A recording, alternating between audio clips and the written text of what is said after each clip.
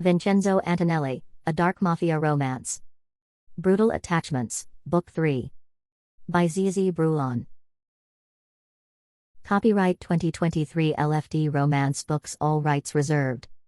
No part of this book may be reproduced in any form or by any means, electronic or mechanical, including information storage and retrieval systems, without the written permission of the author, except for the use of brief quotations in a book review. 1. Vincenzo. I hadn't been able to get a good night of sleep for the past 2 weeks. My body was on fire with excitement. I was finally going to be leaving New York. I was finally going to be living on my own. My father had told me a few stories about his time at Harvard, even though he'd only attended 2 semesters. But I hadn't really paid that much attention while he was talking. I wanted to experience it on my own, without any sort of preconceptions. I wasn't sure what I wanted to major in. But I knew that I wanted to focus on something, anything, that would have absolutely nothing to do with the family business. If I became a lawyer, my father would figure out some way to have me work for him. And the same thing would happen if I went into the medical field. He would find some way to turn me into an underground mafia surgeon.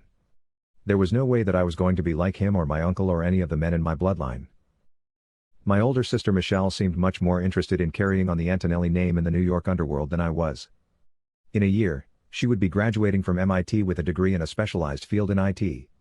Before heading off to school, she had vowed to return with an arsenal of skills that would help our father improve his security operations. I'd rolled my eyes when I heard her say that. But I managed to keep my mouth shut. No matter how eager my sister was to be a part of the family business, I knew our father would remain deeply disappointed if I didn't join as well. Yet, I had to give him some credit. He never outright forced me to follow in his footsteps. And he always made sure that I had the best possible opportunities to advance down any career path that I desired. After tossing and turning in the bed for another 20 minutes, I grabbed my phone. It was 0330. I threw off the covers and hopped out of bed. I walked to the window and peered into the courtyard of our family mansion. As usual, there were 2 security patrol cars stationed at the front entrance. My friends from private school always found it strange that we had 24/7 private security. They would start asking questions about what my father did. Was he some kind of gangster? Or a high-ranking government official? I would never say much. Because it would be easy enough for them to do their own research and figure out who he was. Who we were. And that's exactly why I wanted to break away from everything that my family represented. We had lived like this long enough. Don't feel bad for thinking like that, my crazy Uncle John Luigi had told me one day. More than anything, your father wants you to be happy. He pulled the car to a stop in front of a red light. I looked over at him, not sure whether or not he was being truthful. Ever since I'd known him, he'd seemed even crazier about this mafia world than my father was. Which was almost impossible. I also knew that even after all these years, he still didn't really approve of my mother because she belonged to a rival family. I'd never asked him about that. And I never intended on doing so. It seemed like too stupid of a thing to even worry about. You really think that? Or is that something that you have to say to make me feel better? He snickered and shook his head. The light turned green and he gunned the Porsche forward. For the next few minutes, the silence and tension hung thick in the air. I always felt a little bit uncomfortable around my uncle. I think he knew that. And I think he enjoyed it. Whether it was the tattoos on his neck or the ones on his knuckles or the fiery look in his eyes, he looked like he could explode and beat the crap out of you at any moment. But according to both my father and my mother, he had matured and mellowed over the years. Just hearing those words sent a shiver down my spine. He must have been a fire-breathing dragon when he was younger. I'm not in the business of trying to make people feel better, he finally said, menacingly.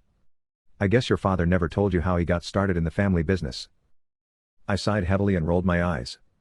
He's told me plenty of times, I replied. He'd always worked side by side with my grandfather. He had always wanted to take over one day. But after he'd had his fun in school and then... Bullshit, John Luigi grunted, slamming his fist into the steering wheel. Startled, I jumped in the seat. I wasn't sure what I had said to upset him. That was the story my father had told me on several occasions. I had never bothered to question it because the look in his eyes had seemed so sincere and wracked with pain. You mean? I mean that what he told you is complete bullshit. I was the one who would sit side by side with my father in his office, even though I had no idea what he was yelling about on the phone. I was the one that couldn't wait to be old enough to go to meetings with him. I was the one who wanted nothing more in life than to join the family business. And my father? Wanted to get the hell away from it as soon as possible. He hated everything that had to do with being part of a mafia family. Everything except all the advantages that it gave him in life. He laughed bitterly as he finished the last sentence. I wasn't sure how to respond. My mouth gaped open in shock. My father had told me something completely different. One time, when I asked him why it seemed like John Luigi was always on edge, why he always seemed to be on the verge of a violent outburst, my father had said that it was because he never actually wanted to be a part of the family. What did he want to be? I asked, eager to hear his response. Anything but what he actually is, my father had answered, looking away from me, something he rarely did. The answer had seemed strange at the time. But I figured it was best not to poke and probe any further. Now I deeply regretted not asking any follow-up questions. Why had he lied? What was the point? What was he ashamed of? The car skidded to a stop in front of passing pedestrians. Some of them turned in our direction with angry faces. The veins tensed in my uncle's neck. His hands choked the steering wheel. My eyes opened wide, afraid that he was going to hop out and beat one of them to a bloody pulp. Thankfully, he managed to keep his cool. The light turned green and we continued towards our midtown destination. For the next 10 minutes, neither of us said a word. We must have both been lost in our thoughts. I knew that I was. Yet there were so many questions that I wanted to ask him. I was grateful when he finally broke the silence. Don't worry about it, Vinny, he said, causing me to cringe. I hated when people called me that. Was it so hard to say my whole freaking name? He continued, you and your father are a lot more alike than he and I are. I turned towards him, waiting for him to explain. But I'll be sure not to bring any of this up when we get to Scarabelli's. Okay? He asked with a wicked gleam in his eye. Yeah, please don't tell him what you told me. That conversation had taken place a few months ago. And I hadn't been able to get it out of my head ever since.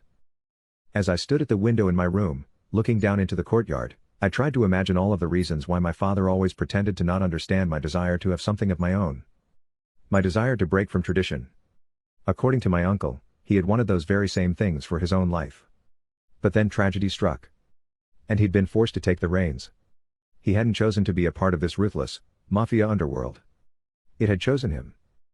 And that was another reason why I needed to get out of this mansion and out of New York as soon as possible.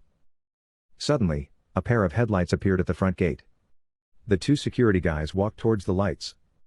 I looked on with curiosity. It was almost 4 o'clock in the morning. Who could be coming to visit my father at this time of day?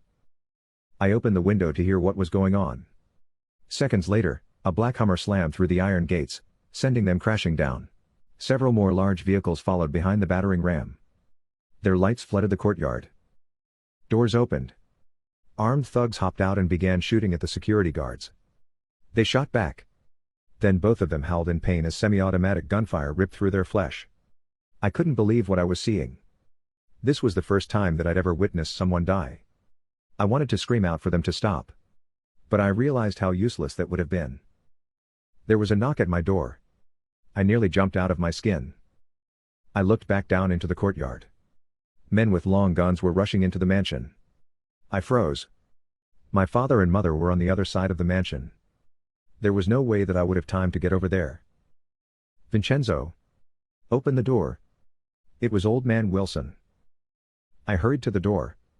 I opened it and looked down at the white-haired, wheelchair-bound octogenarian. Despite his age, his eyes shone brightly with intensity. He had been with the family since before even my father was born. I had no idea why he hadn't retired and spent his last days laying on a beach somewhere. Maybe this mafia life was just that addictive. Once you were in it, you never wanted out, even if that would have been the best thing for your health. What's going on, Wilson? They're back. Who? The ghosts from the past. What? Machine gun fire sounded throughout the house. I had to defend my parents. I was about to rush out into the hallway. But the old man stopped me and pushed me back into the room. What are you doing? I asked. I can't just stand here. That's right, Vincenzo, you can't. You have to go down the secret hatch and get yourself to safety as soon as possible. What? Now is your time to take over. It's too late for your parents. It is your time to lead. I don't want to lead. I'm going away to college in a week. I don't want anything to do with this. More machine gun fire sounded in the mansion. The old man's eyes gleamed even brighter. Ah! A woman's screams, my mother's screams, sent a shiver down my spine. My body went numb. Take this and get down the hatch, Wilson said, handing me a gun and a cell phone. When you get to safety, make sure to call your uncle. He'll know what to do. I wanted to ask more questions, but there was no time. The gunfire and the loud footsteps were getting closer and closer. If I didn't run now, then I wasn't going to make it out of this alive. Why the fuck was this happening? Why couldn't I have a normal fucking life like every other kid my age? Hey Vincenzo, where are you? A voice rang out. We'd like to have a little chat with you? That was all I needed to hear. I shoved the phone into my pocket and put the gun on my waist. Thank you for everything, Wilson, I won't. Go, he said as the footsteps and gunfire continued their furious approach. I went back into the room, ran into the clothes closet, and got down on my knees. I undid the latches on the floorboard and looked down at the 100-foot ladder that would take me to an underground tunnel that led to one of my father's warehouses. I sighed heavily and fought back the urge to cry. This wasn't how my life was supposed to be. But here I was getting sucked into the very world that I so much wanted to escape. 2. Julia. As I rode the subway, I tried my best not to make eye contact with anyone. That's what I had always been told. But these days it seemed like you had to be even more cautious than usual. That was just one of the reasons that I was looking forward to getting out of Manhattan in a few weeks. The fact that I had just graduated high school had barely sunk in yet. I would soon be living on my own, no longer under the watchful eyes of my parents. I wouldn't have to check in and check out. I wouldn't have to explain why I had stumbled home at 2 a.m. I wouldn't have to ask for permission to bring boys over. Just thinking about it made me tingle with excitement. I got off the subway at 46th Street and walked 2 blocks to McCluskey's. I greeted the manager, a tall redhead with a slight Irish accent, then walked to the back table where my father always sat. As I approached the table, he looked up from his phone and smiled. "I'm glad you made it here in one piece," he said. I rolled my eyes and sat down. Even though I was 18 and had been navigating my way throughout Manhattan for my whole life, he still treated me like I was some naive, country bumpkin who couldn't hold her own. "Yes, Dad. I managed to ride the subway all on my own. Like a big girl," I replied sarcastically. He snickered and took a swig of his drink, undoubtedly a scotch on the rocks. He was still a fit, handsome man as he approached 50, with a full head of salt and pepper hair. Yet, I couldn't help noticing the bags underneath his eyes. And there was something tired and weary about him, even though he was clean-shaven and impeccably dressed. A twinge of guilt pinched my stomach. He took another swig of his drink and said, "So I guess I'm not going to be able to change your mind. Is that right?" I sighed and looked away from him. For the past year, he'd been trying to convince me to go to Yale Medical School. But I wanted no part of that. Being a doctor didn't interest me at all. "It's all your fault," I said. "You shouldn't have taken me to all those political rallies and fundraisers when I was younger." He smiled and shook his head. "I thought that would discourage you from ever wanting to get involved in politics." I returned the smile. Well, it had the complete opposite effect. Apparently. While my father wanted me to go to New Haven, Connecticut to attend Yale, I was actually going to Washington, D.C., to attend Georgetown University. I couldn't wait to be in the nation's capital. I was going to be able to rub shoulders with high-profile political figures from all over the country. I was going to follow in my father's footsteps into the political world. I still didn't understand why he was so against my decision or why he so badly wanted me to stay out of politics. "Did Mom tell you what I just found out?" I asked, trying to change the subject. He raised an eyebrow. "Nope. And I'm afraid to ask. I'm staying right across the hall from Senator Morrissey's daughter." "Morrissey from Ohio?" "Of course," I said. "Who else could it be?" "Better not tell her your father's just a lowly congressman from New York." "Stop it, Dad. You were the head of 2 of the most important committees in the last session." He took a swig from his drink and smiled at me with his eyes. "I didn't know you paid any attention to what I do down there." "I do. And since I'm going to be down there soon, I hope you and Mom are going to take me out to some nice D.C. restaurants." "Don't worry about that," he said. "But you should know." Before he finished speaking, his phone began ringing. He reached into his suit pocket and pulled it out. He stared at the screen with a blank expression, then answered the call.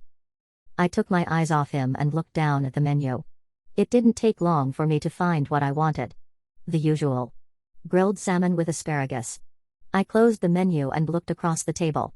All the color had drained from my father's face. He caught me looking at him. His eyes opened wide. Then, without saying anything, he quickly stood up and walked away from the table. My eyes followed him as he hurried toward the front entrance of the restaurant. What was going on? I'd never seen him act like this before.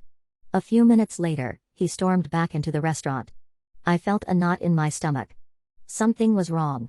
Terribly wrong. Is everything okay? He didn't answer. Instead, he grabbed his briefcase and cursed under his breath. We've got to get out here. But I thought we were going to have lunch. Not here. Not today, he said. Let's go. There was a cold, intense look in his eyes. Unlike anything I'd seen before from him. A shiver went down my spine. 10 minutes later, I was sitting in the back of a government-issued SUV zooming through traffic en route to our suburban home just north of NYC.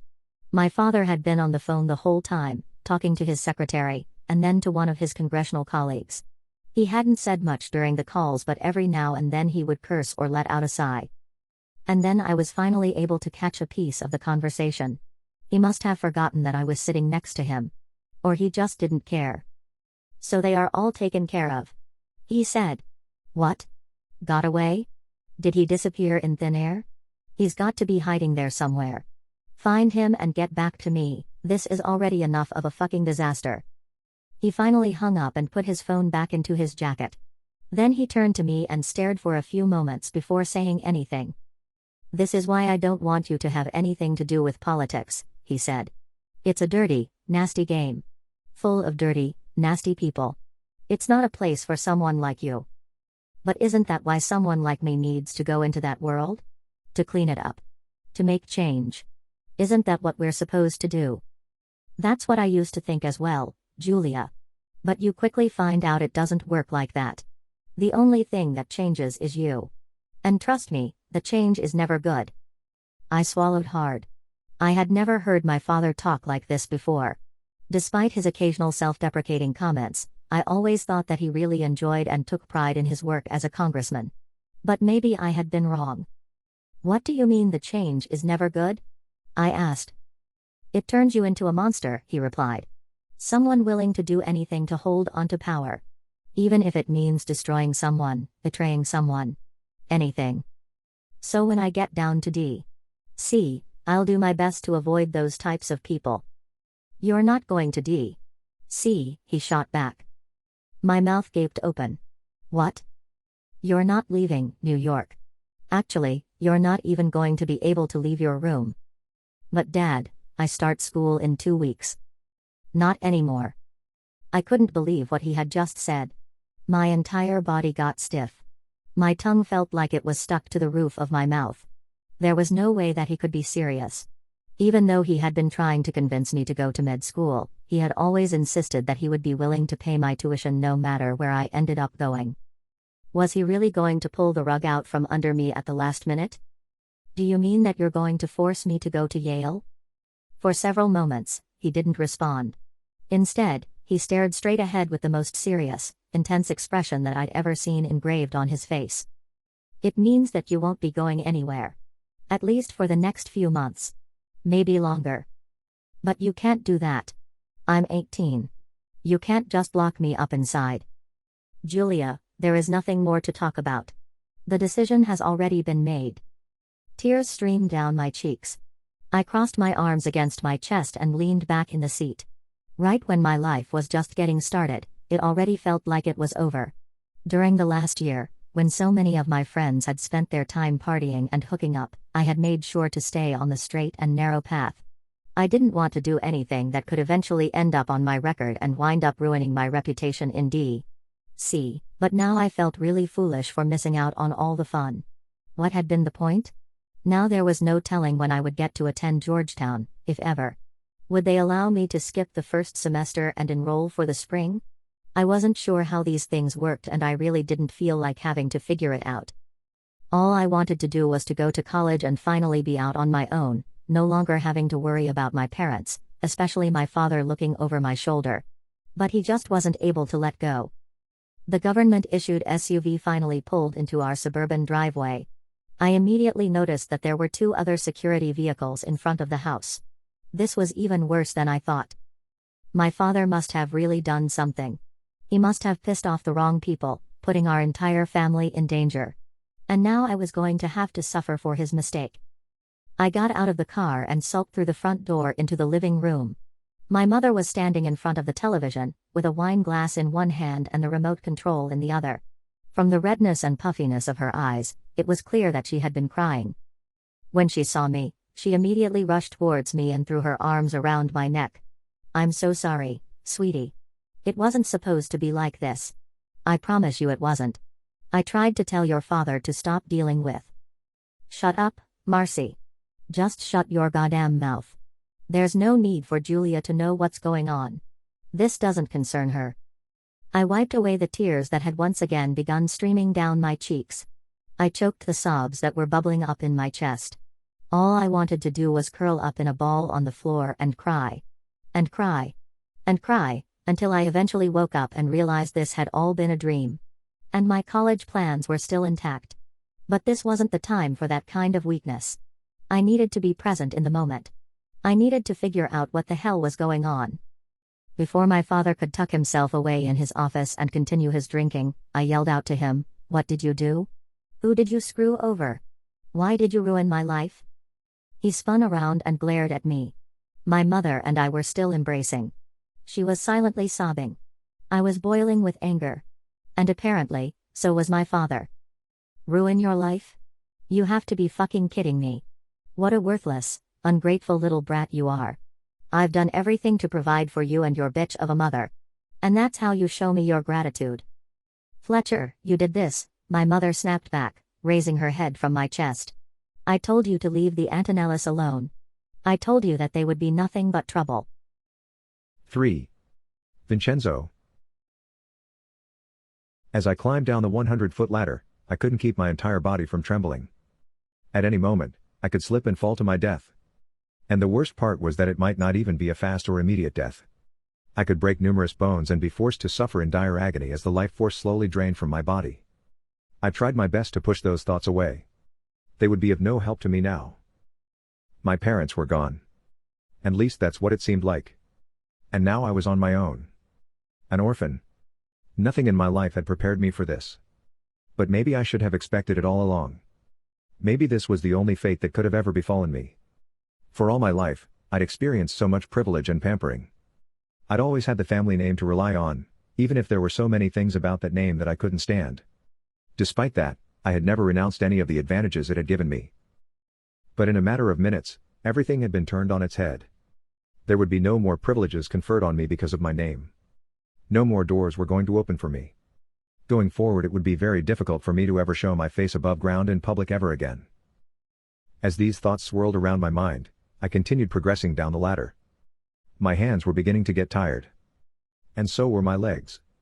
But I wasn't going to stop. That wasn't a possibility. I continued climbing, getting closer and closer to the underground tunnel that would take me to safety, at least temporarily. Because for me, the concept of safety no longer existed. I was a dead man walking.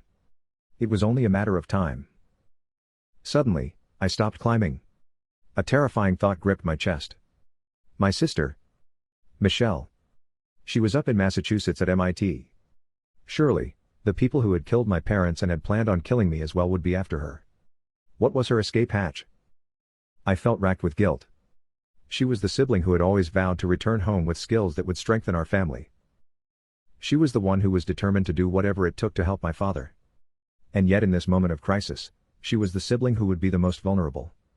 There was no way that she would be able to fend for herself up against mafia hitmen. She probably wouldn't hear about what happened until it appeared in the mainstream news. And then it would be too late. I fought back the urge to cry and the urge to scream. I looked down. I could see the ground. I was only about 30 feet away. I smiled. Almost there. I hurried down the remaining rungs on the ladder and pumped my fists in the air triumphantly when my feet finally hit the ground. I was running straight toward the destiny that life had prepared for me. I was going to make my father and mother proud. And my sister as well. For once in my life, I was going to properly represent the Antonelli name, whether it was the last thing I did or not. As I began the 6-mile trek through the tunnel to the warehouse in the meat-packing district, I wasn't able to stifle the tears that came running down my cheeks. I couldn't remember the last time that I had cried. I couldn't help feeling a deep sense of regret.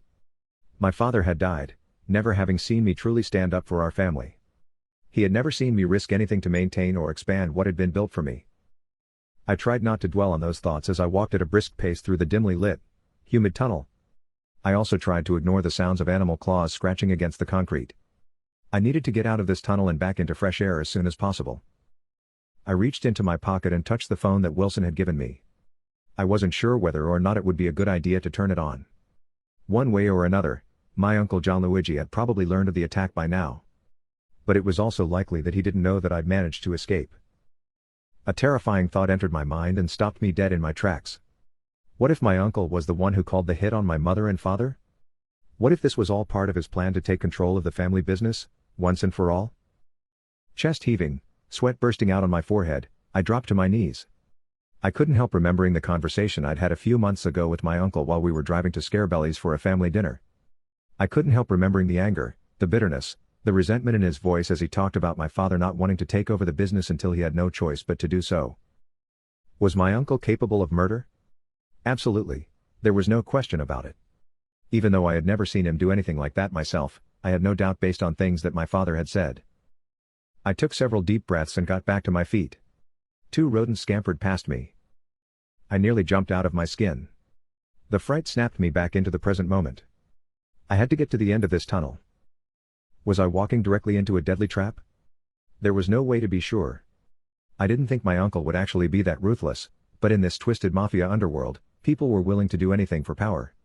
Even if that meant taking out your own family members.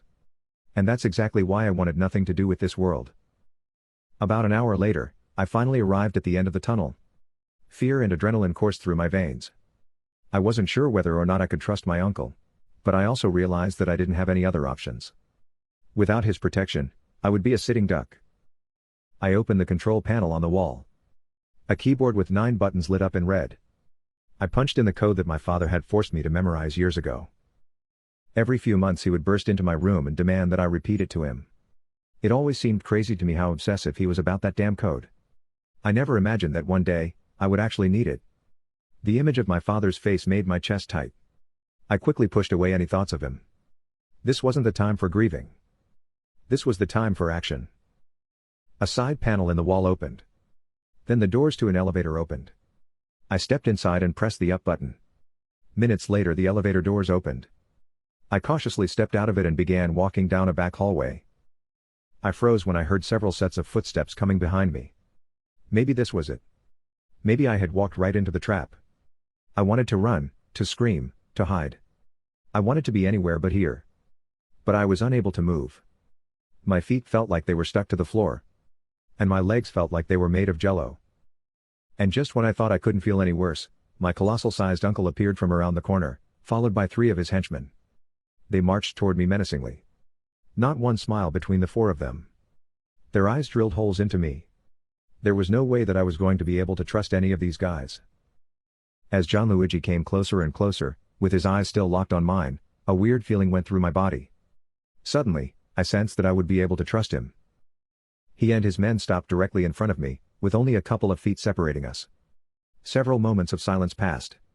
His eyes looked puffy and red. I couldn't believe it. Had he actually been crying? I never would have imagined that such a massive mafia henchman, tatted from head to toe, would be capable of spilling tears, even if it was for his own brother. "I'm very sorry, Vincenzo," he said, lowering his head and shaking it from side to side. "Are my parents?" He quickly raised his head. "Yes." "And my sister?" "No. Michelle is fine," he said. "Your sister was a little too clever for whoever ordered the hits." "What do you mean?"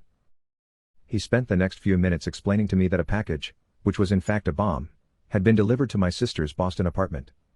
Sensing that something was off about the surprise delivery, she had refused to open it and had immediately contacted the Boston Police Department.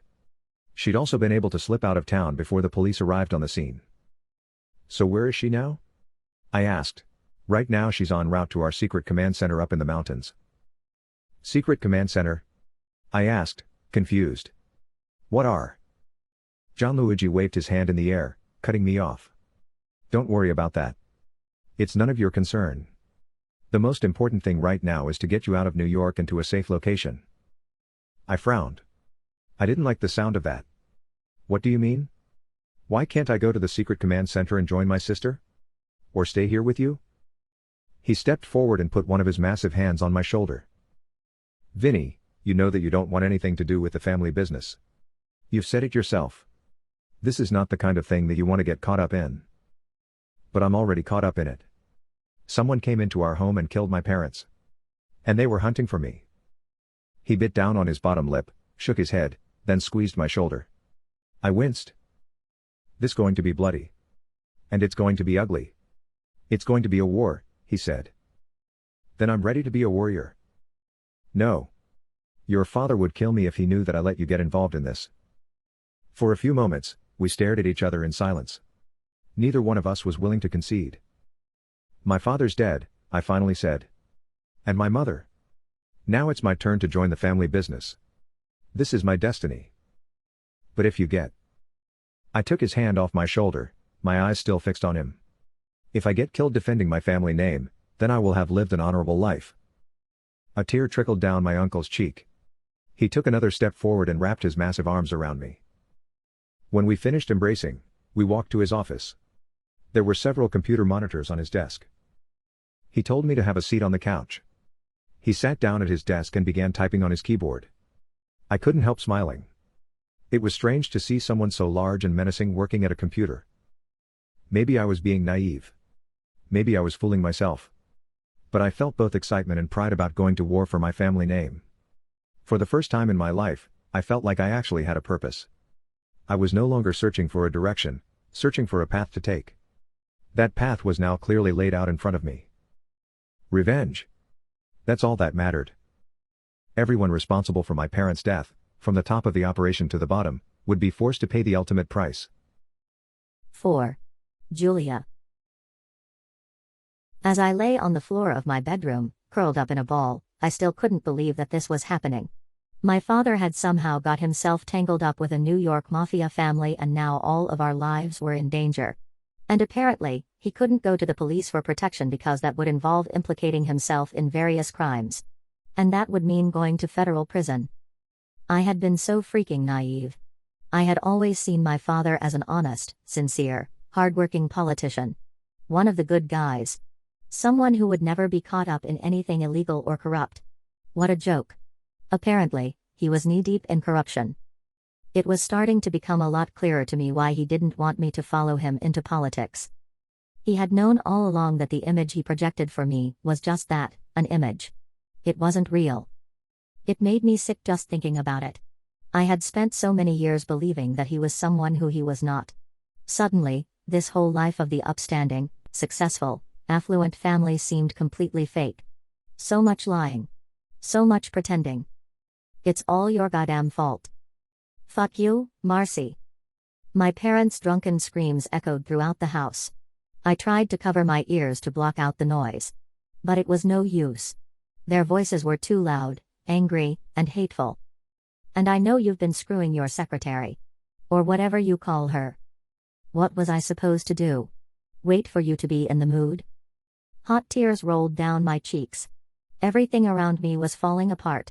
I had never heard my parents argue like this. And before today I never would have imagined that it was possible for them to be so cruel to each other. But maybe everything in their relationship had been a facade for what was really bubbling underneath the surface. Maybe pretending to have a great marriage was just another part of my father's political game. There was no way that I would ever be able to live a life like that. A life spent pretending to be something that I wasn't. Anger surged through my veins. I had to do something. Sitting in my room, feeling sorry for myself wasn't going to get me anywhere. Staying here, listening to my parents argue, wasn't going to get me anywhere either. Their relationship was falling apart and so was my father's career. That was clear. But I still had all of my life in front of me. I was set to start my first semester of college in a week. There was no way that I was going to give up that opportunity.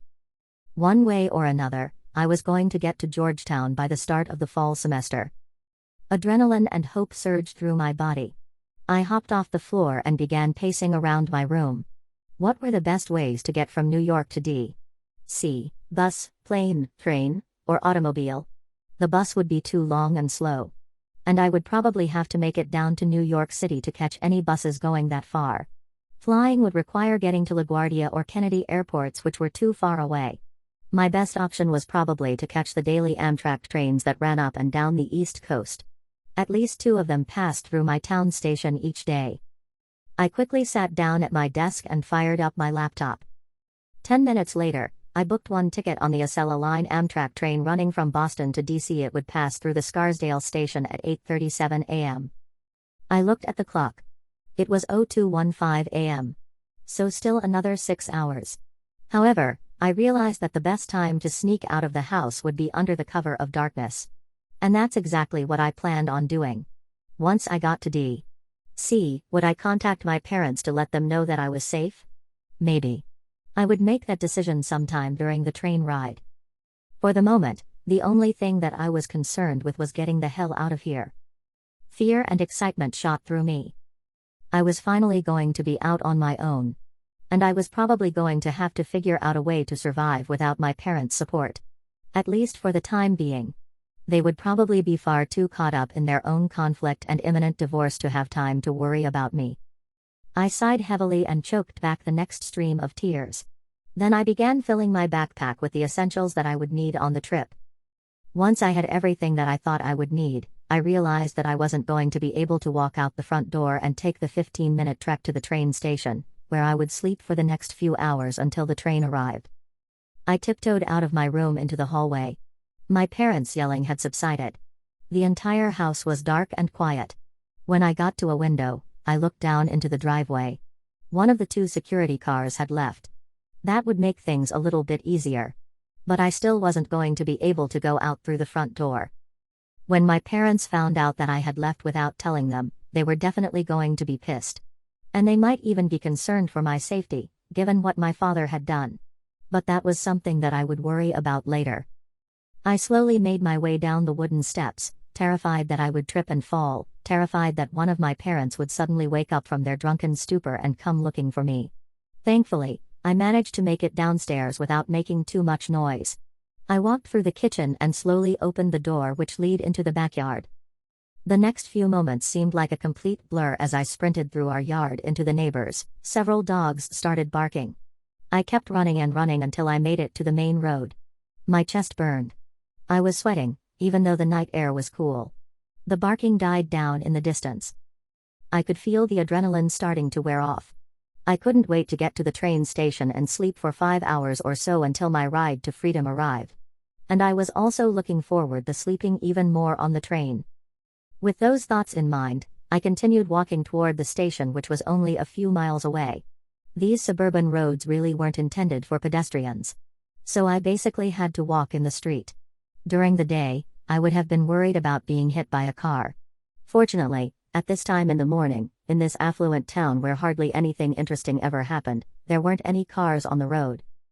15 minutes later, I could see the lights from the train station a few blocks away. A bright smile lit up my face. My entire body felt completely drained.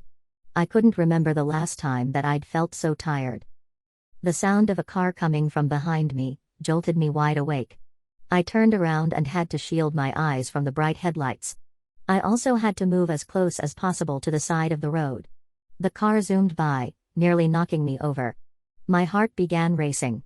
What the hell was that about? There was no reason for them to be going so fast.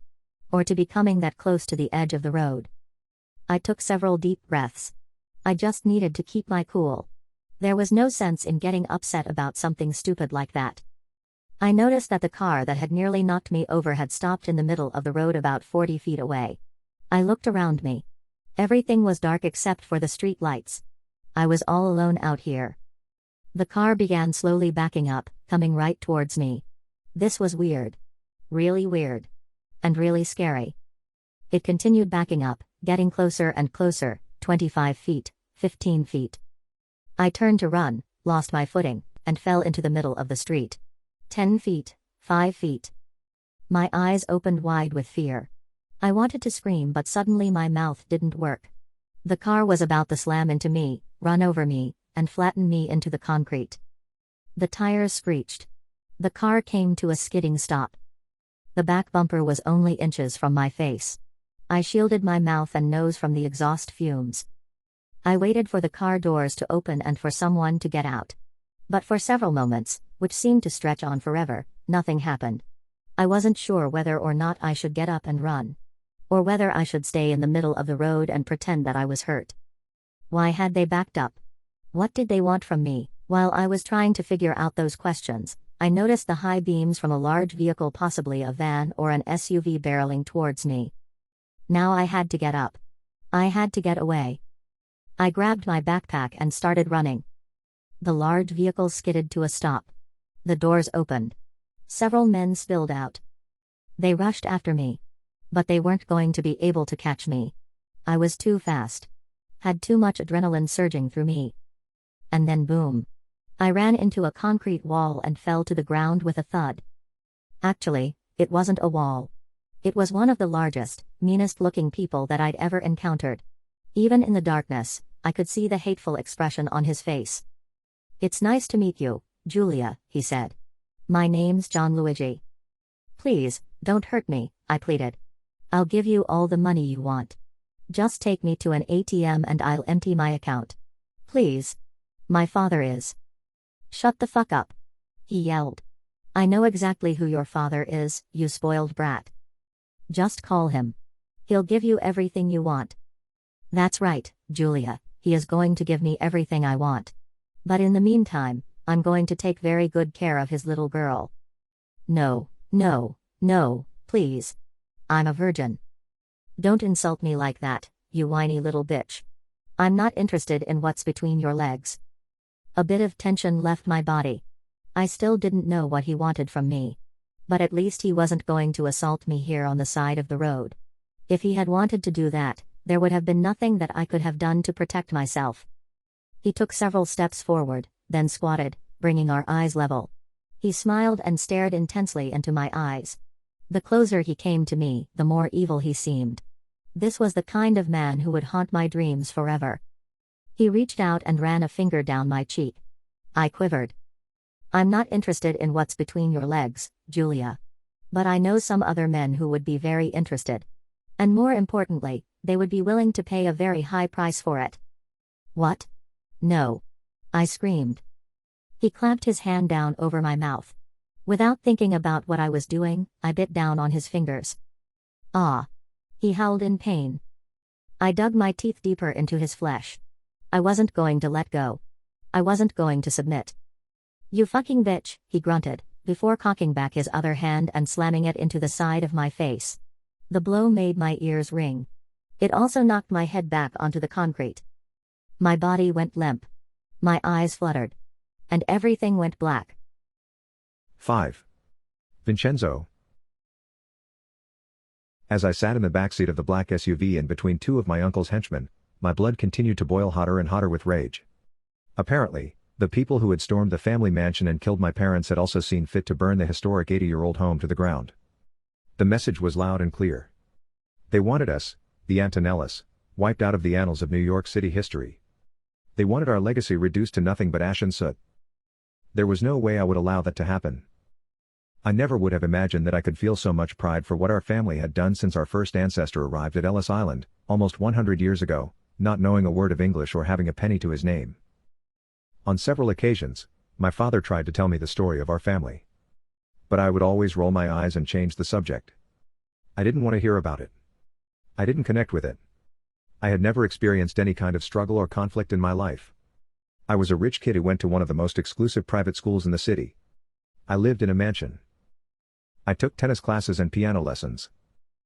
Why would I want anything to do with our mafia past or present?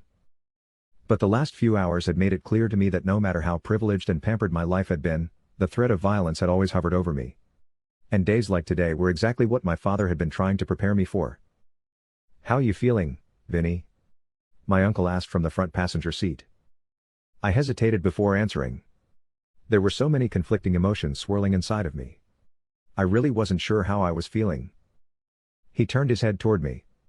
There was no point lying to him. He had a foolproof bullshit detector. "I'm not sure," I said. "But I'm willing to punish anyone who had a part in my parents' death." He slowly nodded up and down, keeping his eyes fixed on me. After a few moments, he turned back around and faced the road. My thoughts turned back to my father. Maybe he had wanted me to join the family business because he knew that no matter what I decided to do in life, the world would always treat me like an Antonelli. Meaning that there would always be danger. There would always be someone lurking in the shadows, waiting for the right moment to harm me. The fact that I never listened to him, never asked him to tell me about his life, filled me with sadness and shame. There was so much that he could have taught me if only I'd been willing to listen. I sighed. My uncle spun around, glaring. He didn't say anything. We stared at each other in silence for what felt like forever. He finally turned around. It was becoming clearer and clearer that I would always have to be on my toes around him. I couldn't understand how someone could walk around every day, bubbling with tension and rage, capable of exploding at any minute. If I was going to be a part of this world, I wasn't going to carry myself like that. There had to be another way. A loud, police siren exploded behind us. Flashing red lights flooded the vehicle. Everyone began looking around nervously. The two goons sitting on either side of me both had guns in their laps. I was the only unarmed person in the bulletproof vehicle. If something went down with the cops, there wasn't going to be much that I could do. I wasn't sure whether that was good or bad. Seconds later, 3 cop cars zoomed past us, doing well over 100 miles per hour. Their sirens and lights disappeared in the distance. Everyone breathed a sigh of relief. "Stay ready, boys," John Luigi. "We'll get to the Scarsdale exit in about 10 minutes. Scarsdale? I had definitely heard that name before. A few of my Dalton classmates lived there. It was an affluent suburban town just outside of Manhattan. Not the kind of place where I would have expected to find members of the Italian Mafia. Before getting in the car with my uncle and his henchmen, I hadn't bothered to ask where we were going. Of course, I was curious. But the last thing I wanted was for him to get annoyed with me. So I'd held my tongue. I couldn't help wondering whether or not that was the right decision. What was I getting myself involved in? What did I sign up for? When the car finally exited the highway, I could feel my heart pounding in my chest. I felt like I was about to pass the point of no return. I had a strong feeling that my uncle was going to force me to do something that I would deeply regret. Something that would seal my fate and make it impossible for me to ever leave this world. But maybe that would be the best thing for me. Maybe not having any choice but to fully commit would put me at ease. Full commitment would remove a lot of fear and doubt. I would be able to focus entirely on taking action. I closed my eyes and leaned my head back. The sound of a phone ringing snapped me back to the present moment. "Where's she going?" my uncle said into the phone. "What? The train station? We'll be there in 2 minutes." The driver put his foot to the pedal and we sped through the dark, deserted streets of this affluent suburban town. "Our local guy says the girl is trying to get away," John Luigi said. "But unfortunately for her, that's not going to happen. She's going to pay for what her old man did." I wasn't sure what he was talking about. But from the menacing tone in his voice, I could tell that whoever he was referring to, was going to be in for a world of pain. I braced myself for whatever was going to come next. We continued speeding through town. Adrenaline surged through my body. "There's his car!" John Luigi screamed, pointing straight ahead. "Wait, the girl's in the middle of the road. Stop!" The SUV skidded to a stop. All 3 of us in the back seat were thrown forward. It took a few moments for everyone to recover from the sudden jolt. "Sorry about that, boss," the driver said, trying his best to appease my uncle. Instead of responding, John Luigi cursed under his breath and got out of the car. It was early in the morning and the street was dark except for a few lights overhead. I couldn't hear what was going on, but I saw what appeared to be a girl get off the concrete and begin running away, carrying a large backpack. She didn't get very far before running directly into John Luigi. She fell back onto the concrete and lost hold of her bag. He towered over her. A shiver went down my spine. But I also felt a strange tingling sensation in my pants. I reached down and squeezed my crotch. I couldn't believe it. Was seeing a girl in such a vulnerable position actually turning me on? If so, did that mean that there was something wrong with me? I tried to brush away those questions and focus on what was going on in front of me. John Luigi kneeled down in front of the girl, bringing them eye to eye. Because all the windows were rolled up, I couldn't hear what they were saying. The back and forth continued for a few minutes. And then the girl started screaming so loudly and desperately, that even with all the windows rolled up I could still hear it. Then the screams ended. John Luigi put his hand over her mouth. And seconds later, I saw him cock back his fist and slam it into her face. Her head rocked back and hit the concrete. He stood up shaking his hand and walking around in circles. Two of his goons got out of the car and went to his aid. I stayed rooted to the seat, not sure what I was supposed to do. And really curious about who this girl was. What did she have to do with the deadly attack on my parents? John Luigi picked the girl's limp body off the concrete and carried her back to the car. He opened the back door and stood there, cradling her in his arms and smiling devilishly. What do you think, nephew? She's all yours if you want her. My mouth gaped open. What the hell was he talking about? The girl looked young, 18 or 19.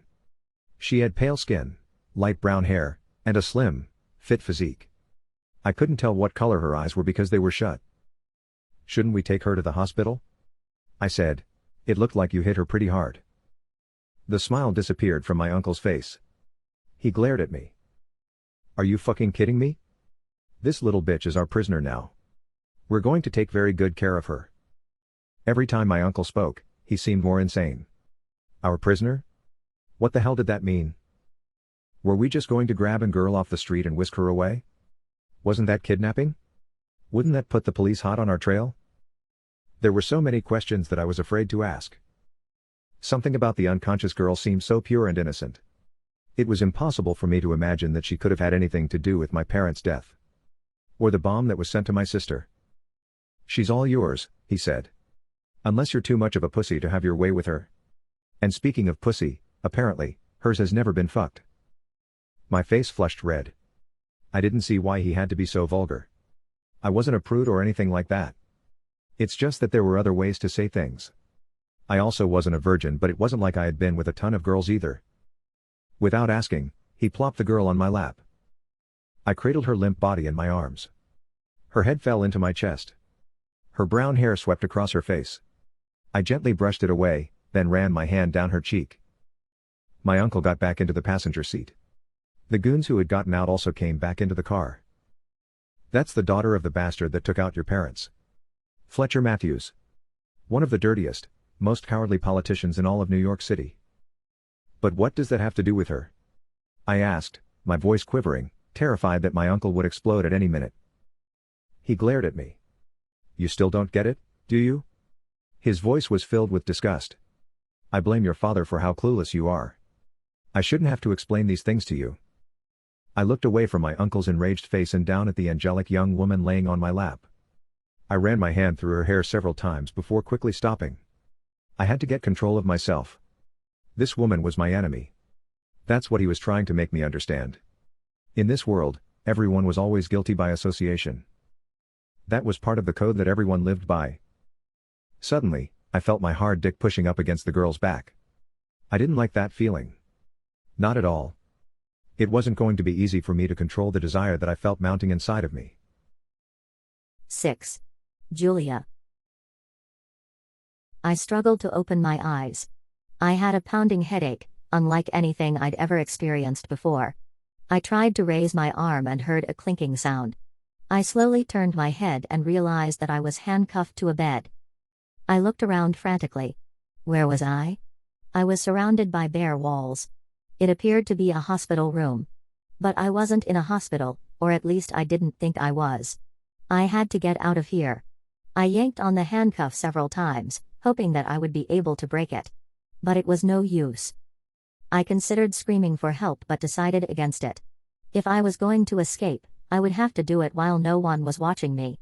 I swung my legs out of the bed and planted my feet on the floor. Ah! I screamed as I made eye contact with a handsome guy with piercing green eyes. Help! Help! He stood up and towered over me. He was wearing a light blue, button-down shirt with the sleeves rolled and a pair of light gray slacks. He looked about my age. But he seemed much more mature than the boys that I had graduated high school with a few weeks ago. Please don't hurt me, I said. Just tell me what you want from me. His eyes remained fixed on me. He seemed completely calm, not in the least bit concerned that someone may come rushing into the room at any moment. It's nice to meet you, Julia, he finally said. My name is Vincenzo. Vincenzo Antonelli. A shiver went down my spine when he said that name. Antonelli. It was the same name my mother had used the night before. These were the mafia people that my father had gotten involved with. They were the reason that my father wanted to bunker down in our suburban home with armed security outside.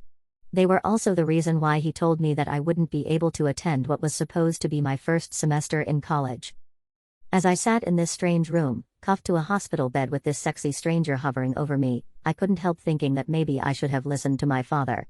Maybe I should have stayed in the house for the next couple of weeks until the danger had subsided. Unfortunately, I'd been too stubborn and hard-headed to listen. And now there was going to be hell to pay. Begging and pleading seemed like my only options. So that's exactly what I started doing. I'm so sorry. I really am. I don't know what my father did to your family. But I'm sure he can repay you in some way. Was it money that he didn't pay back? Or maybe he made you some kind of promise and he broke his word. I'm sure that whatever he did there is. He had my parents killed, he said, his eyes narrowing and his face darkening. My mouth gaped open. I felt a pit in my stomach. I couldn't believe what I'd just heard. There was no way that could be possible. My father would never have anything to do with something like that. No, I said in earnest. There must be some kind of mistake. He turned his back on me, picked up a remote control, and turned on the TV that hung on the wall in front of me. He flicked through a few channels and landed on CNN, then turned up the volume. These are shocking images from outside Manhattan federal court today as disgraced U.S. Congressman Fletcher Matthews was arraigned on charges ranging from racketeering to bribery, and the most serious charge, conspiracy to commit murder. Matthews, once thought to be a rising star in New York politics, is a suspect in the double murder of Leonardo and Lucy Antonelli. The couple was slain by armed men 2 days ago in their Upper East Side mansion. I nearly fainted when I saw the image of my father in handcuffs being led by police officers, and surrounded by the media. I felt lightheaded and nauseous. Nothing in my life had prepared me for this. Everything was falling apart. If convicted of all charges, Matthews faces life in prison. To put it mildly, the entire city is on edge, particularly those in the political world. Authorities fear that there may be an uptick of mafia violence in the coming weeks as retaliation for the brutal double murder. He turned the TV off and sat down next to the bed. The silent tension was unbearable for me. I would have much preferred if he had started yelling at me, insulting me, and threatening me. But instead, he sat there silently as if he were waiting for me to say something. But what was there to say? I had nothing to do with his parents' murder. Until the last 2 days, I had no idea that my father would be involved in something like this. Tears welled up in my eyes. With my free hand, I quickly wiped them away. Seeing me cry would probably just piss him off even more. That was the last thing I wanted. Now, do you understand why you're here? He asked in a calm voice. I swallowed hard before answering. I'm really sorry, I said. But I had nothing to do with that. Hurting me is not going to. The door opened. Both of us looked towards it. If I wasn't already scared enough, the appearance of that hulk of a man in the doorway nearly made my heart stop. He was probably the most menacing human being I had ever seen, with tattoos and muscles everywhere. There was a savagery about him that terrified me. He seemed like the complete opposite of the young man who was sitting by my side. I see the bratty bitch finally woke up, the man said with a snarl. That's good. Now we can take her down to the dungeon and start to have some fun.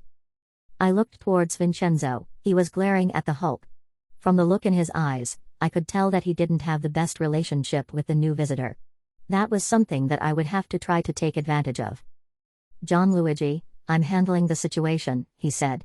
There's no need for you to be here. They stared at each other intensely for a few moments. My eyes shifted from one to the other.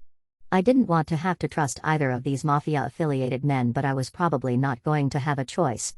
I was going to need to win over at least one of them. And it was clear which one that was going to be. I would pretend to like him. I would flatter him. I would even submit to him, or at least appear to.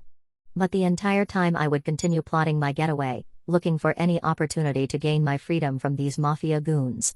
And most importantly, I would escape their evil clutches with my virginity and purity still intact.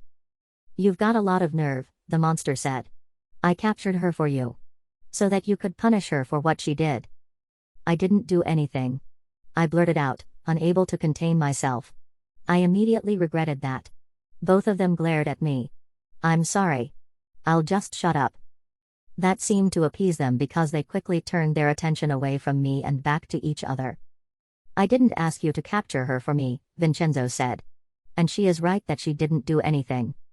I sighed with relief as if a huge weight had been lifted off my chest. I was going to be able to trust him after all. He was the only thing that stood between me and the brutality of the beast who was still standing in the doorway, looking like he could explode and fly into a rage at any moment.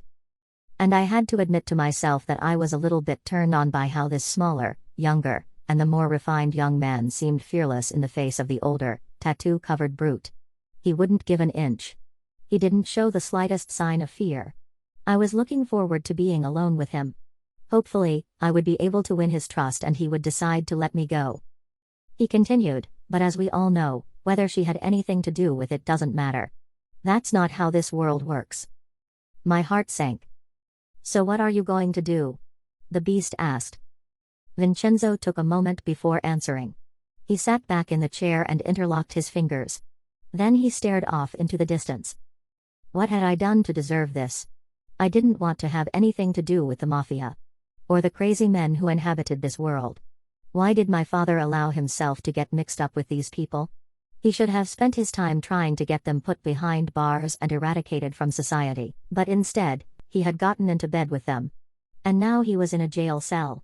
And his only child was handcuffed to a bed, relying on the mercy of men who didn't seem to know the definition of the word. And where was my mother? Probably drinking herself to death and crying in front of the television. Suddenly, Vincenzo sprung up from the chair. He grabbed my legs and swung them back onto the bed. Then he pushed me back on the pillows. First, I'm going to allow her to get some more sleep. I want her to fully recover from the vicious blow you decided to give her. I winced as the pain in my head began pounding. In a flash, I remembered the large vehicle skidding to a stop while I lay in the middle of the road, only a couple blocks away from the train station. Then I remembered a huge man towering over me menacingly. And then he knelt down. And I started screaming. He tried to cover my mouth. I bit down on his hand and then seconds later everything went black. It must have been one of his gigantic fists that had knocked me into the darkness. And then, I'm going to bring her to the dungeon and unleash all of my pain and anger on her virginal flesh. No, please. Don't do that. Anything but that. Are you satisfied? Vincenzo said, staring at his nemesis. Do you see how terrified she is? I didn't have to curse or call her names. Congratulations. Maybe I can be more like you someday. I doubt it, Vincenzo shot back. What did you say? Footsteps came down the hallway. The man in the doorway pulled a gun from his waist and spun around. 3 men appeared in front of him. He put his gun away, talked with them for a few moments, and then walked away with them. That was a relief. If I could just talk to Vincenzo alone, I felt like I could persuade him to pity me and let me go. You're not really going to hurt me, are you? I asked. You just said that to please my uncle. Yes, you're right, I did say that to please him. I smiled. Thank you. That was really sweet of you. I hope that one day I can pay you back. I stopped talking and stared at him. There was a strange glint in his eyes that worried me. Why was he looking at me like that? You're very naive, Julia. But you'll learn how things work soon enough. What do you mean? You're going to let me go, right?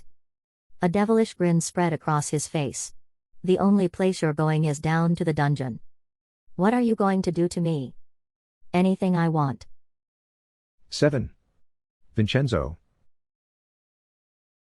After leaving Julia alone in the medical room, I headed to the office that my uncle had set up for me down the hallway in his mansion. I didn't feel comfortable staying here, not with him and his bloodthirsty goons. But in the meantime, I didn't have much of a choice. Up until a couple days ago, I'd spent my entire life living in my family's Upper East Side mansion. That majestic home had been reduced to ash. I had considered going by the property one last time to see the destruction and maybe to reminisce a bit as well. But I'd decided not to. It would be too painful. I already had enough anger and rage bubbling inside of me.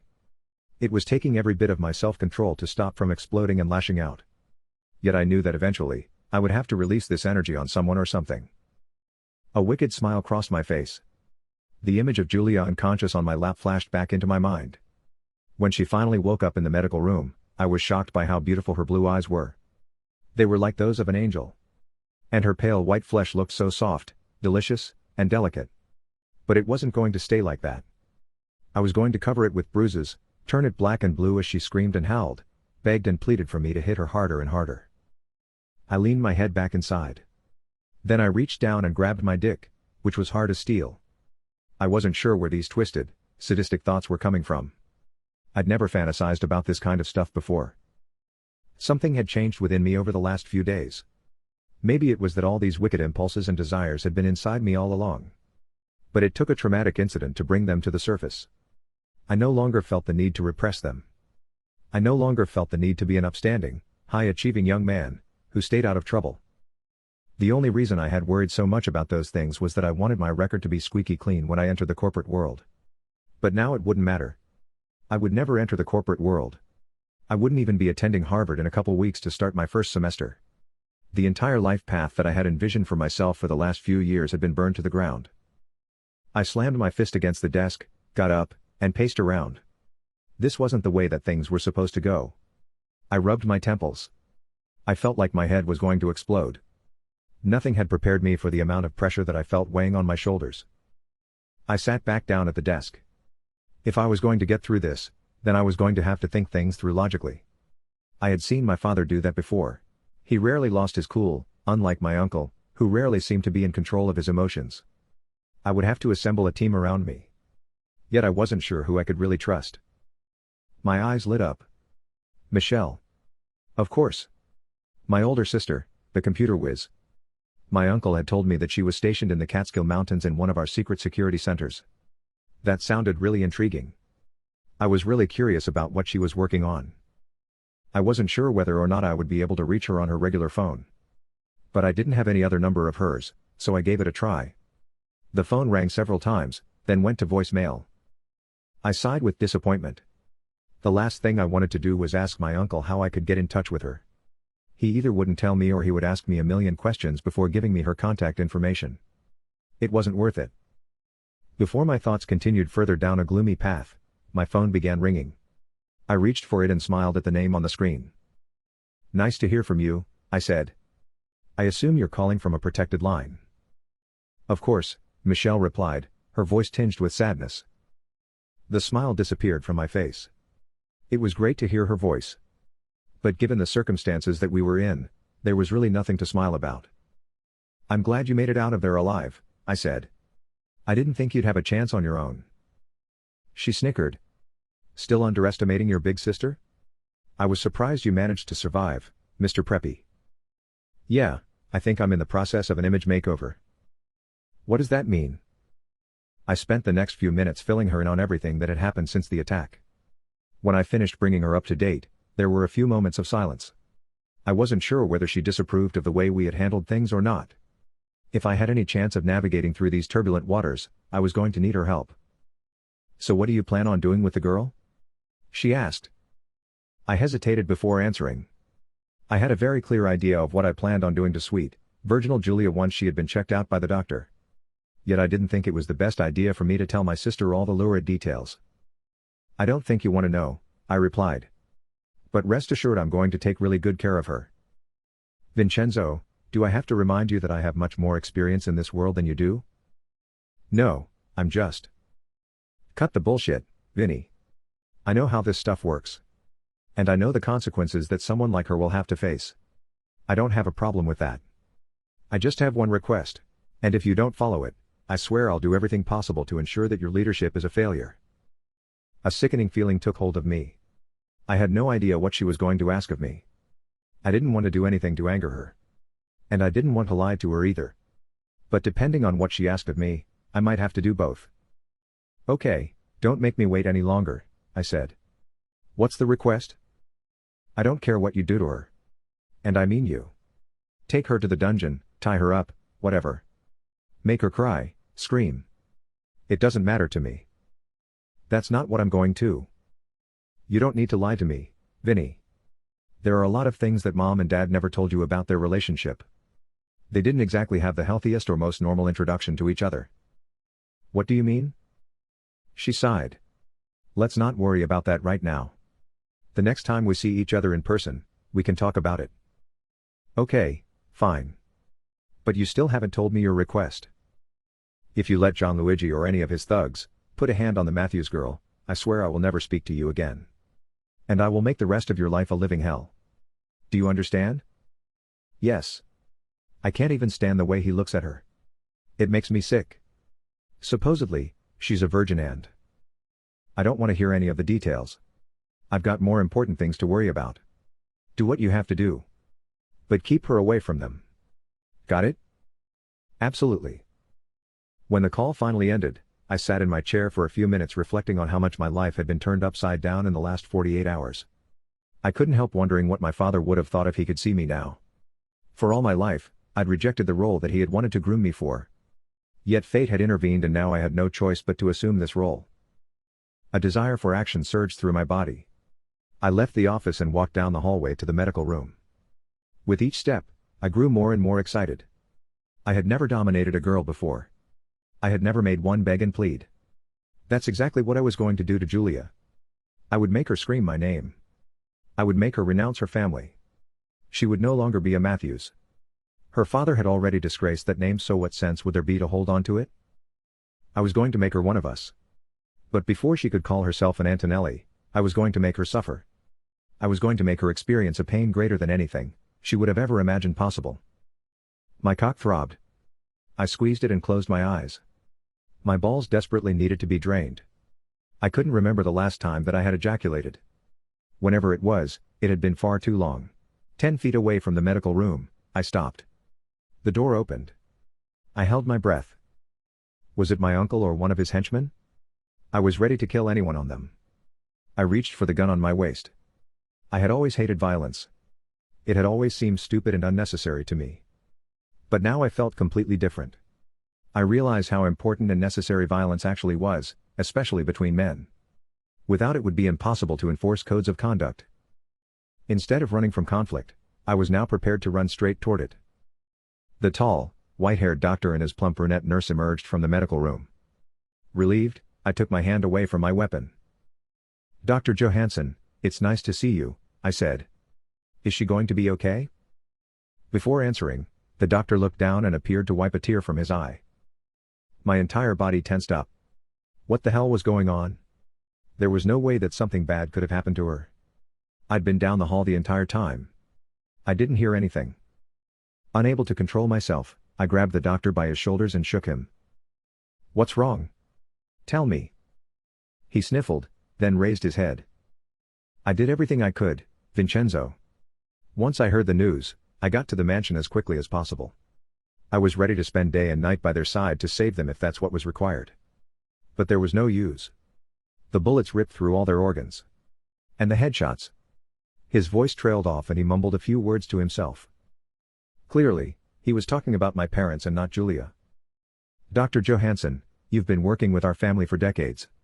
I know my father and mother greatly appreciated you. They always spoke so highly of you. Thank you for saying that. Your family have been my best clients. Except for your uncle, of course, he said with a smile. We both laughed. I know exactly what you mean. I hope that you'll continue working for us as I transition into a leadership role. His eyes opened wide. Leadership role?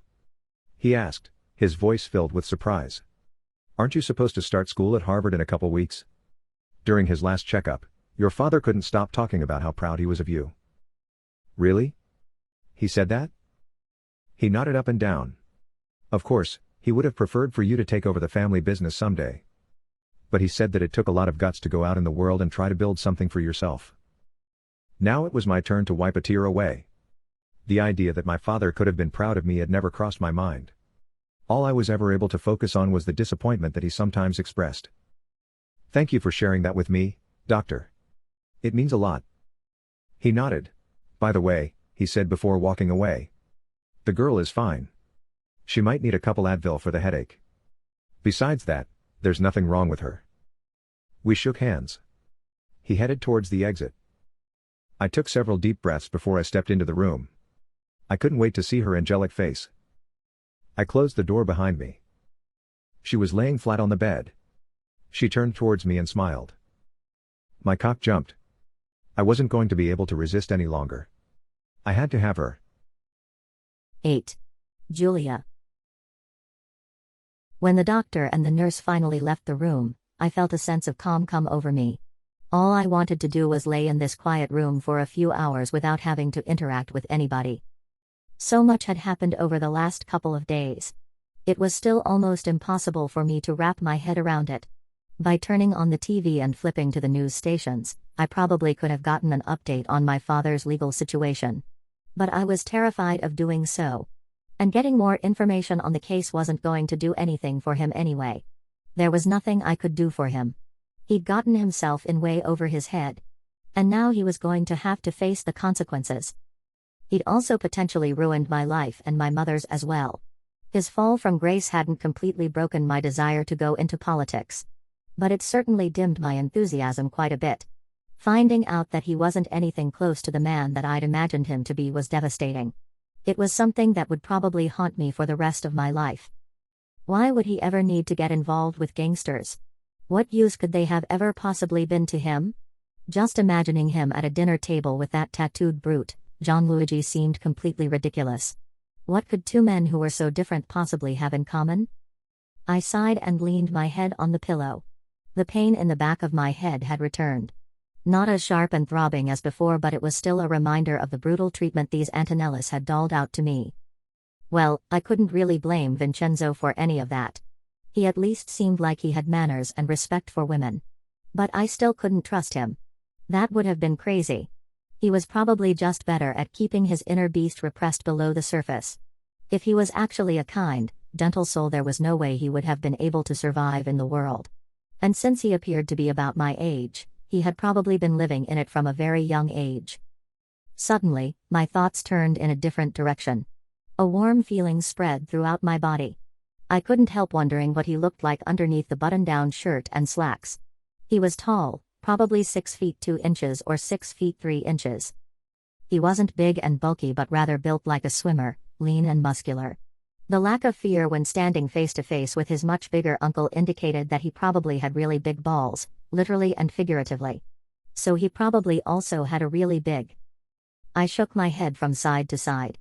I couldn't believe that those sorts of thoughts were going through my mind. What the hell was wrong with me? Why would I ever be attracted to a guy who had been raised in this twisted, sadistic world? As my mother had tried to warn my father, these were the type of people that you steered clear from. If you allowed them into your life, they would only bring you trouble.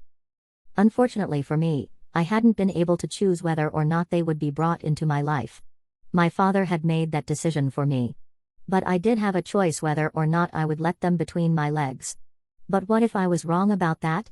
Gianluigi had already threatened to sell me to other men who prized virgins. He'd also mentioned bringing me down the dungeon and doing vile things to me. There was nothing more horrifying to me than the thought of losing my virginity against my will to a violent thug. I wanted to have my first sexual experience with someone I cared about and who cared about me, someone I had a lot of things in common with. I had planned on crossing that threshold during my first semester at Georgetown. I had spent so much time thinking about it during my senior year at Suspense school.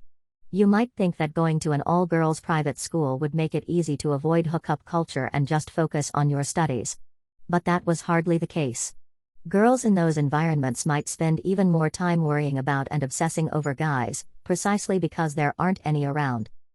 And make no mistake, when the weekend came, everyone knew where all the hot guys from the other prestigious schools would be hanging out.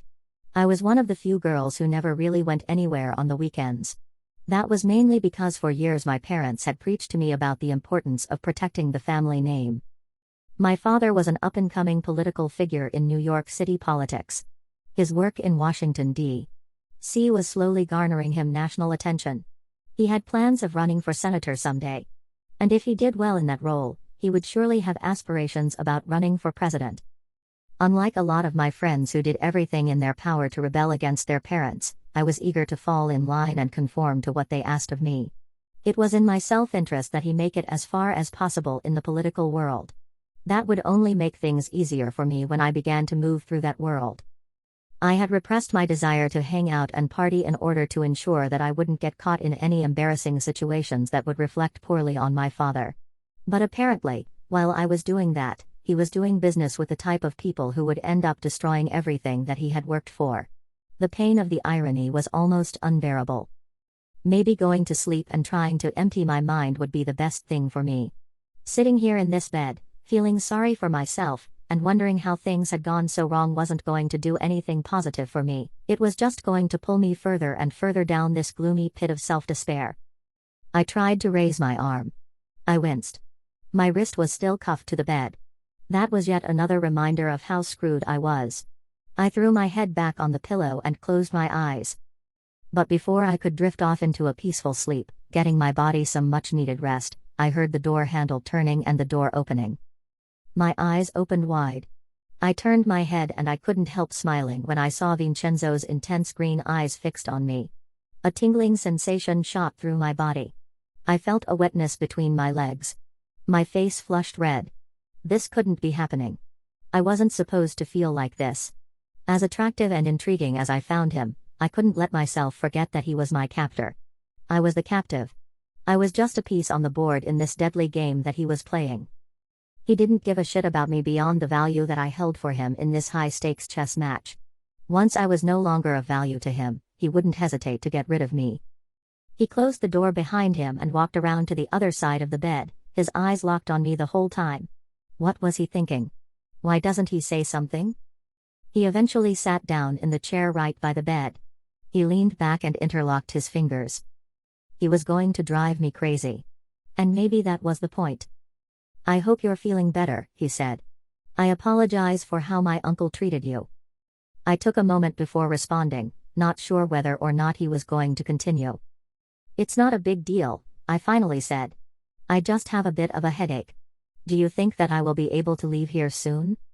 His eyes narrowed and a wicked smile spread across his lips. My body quivered. I didn't like that look. Not all. Maybe I shouldn't have added that last part. Maybe I needed to get him to let his guard down, start trusting me and stop suspecting that I wanted to get away from him. That probably would have been the wisest course of action. But the nervousness and fear had made me say something that I was probably going to regret. "If you don't mind my asking," he said. "Let's say I was to let you go, where would you be headed?" My mouth opened and then quickly closed. I hadn't expected him to answer my question like that. I wasn't sure what game he was playing. Was he trying to learn more about who I actually was? And if so, what did he plan on doing with that information? There was no way for me to know.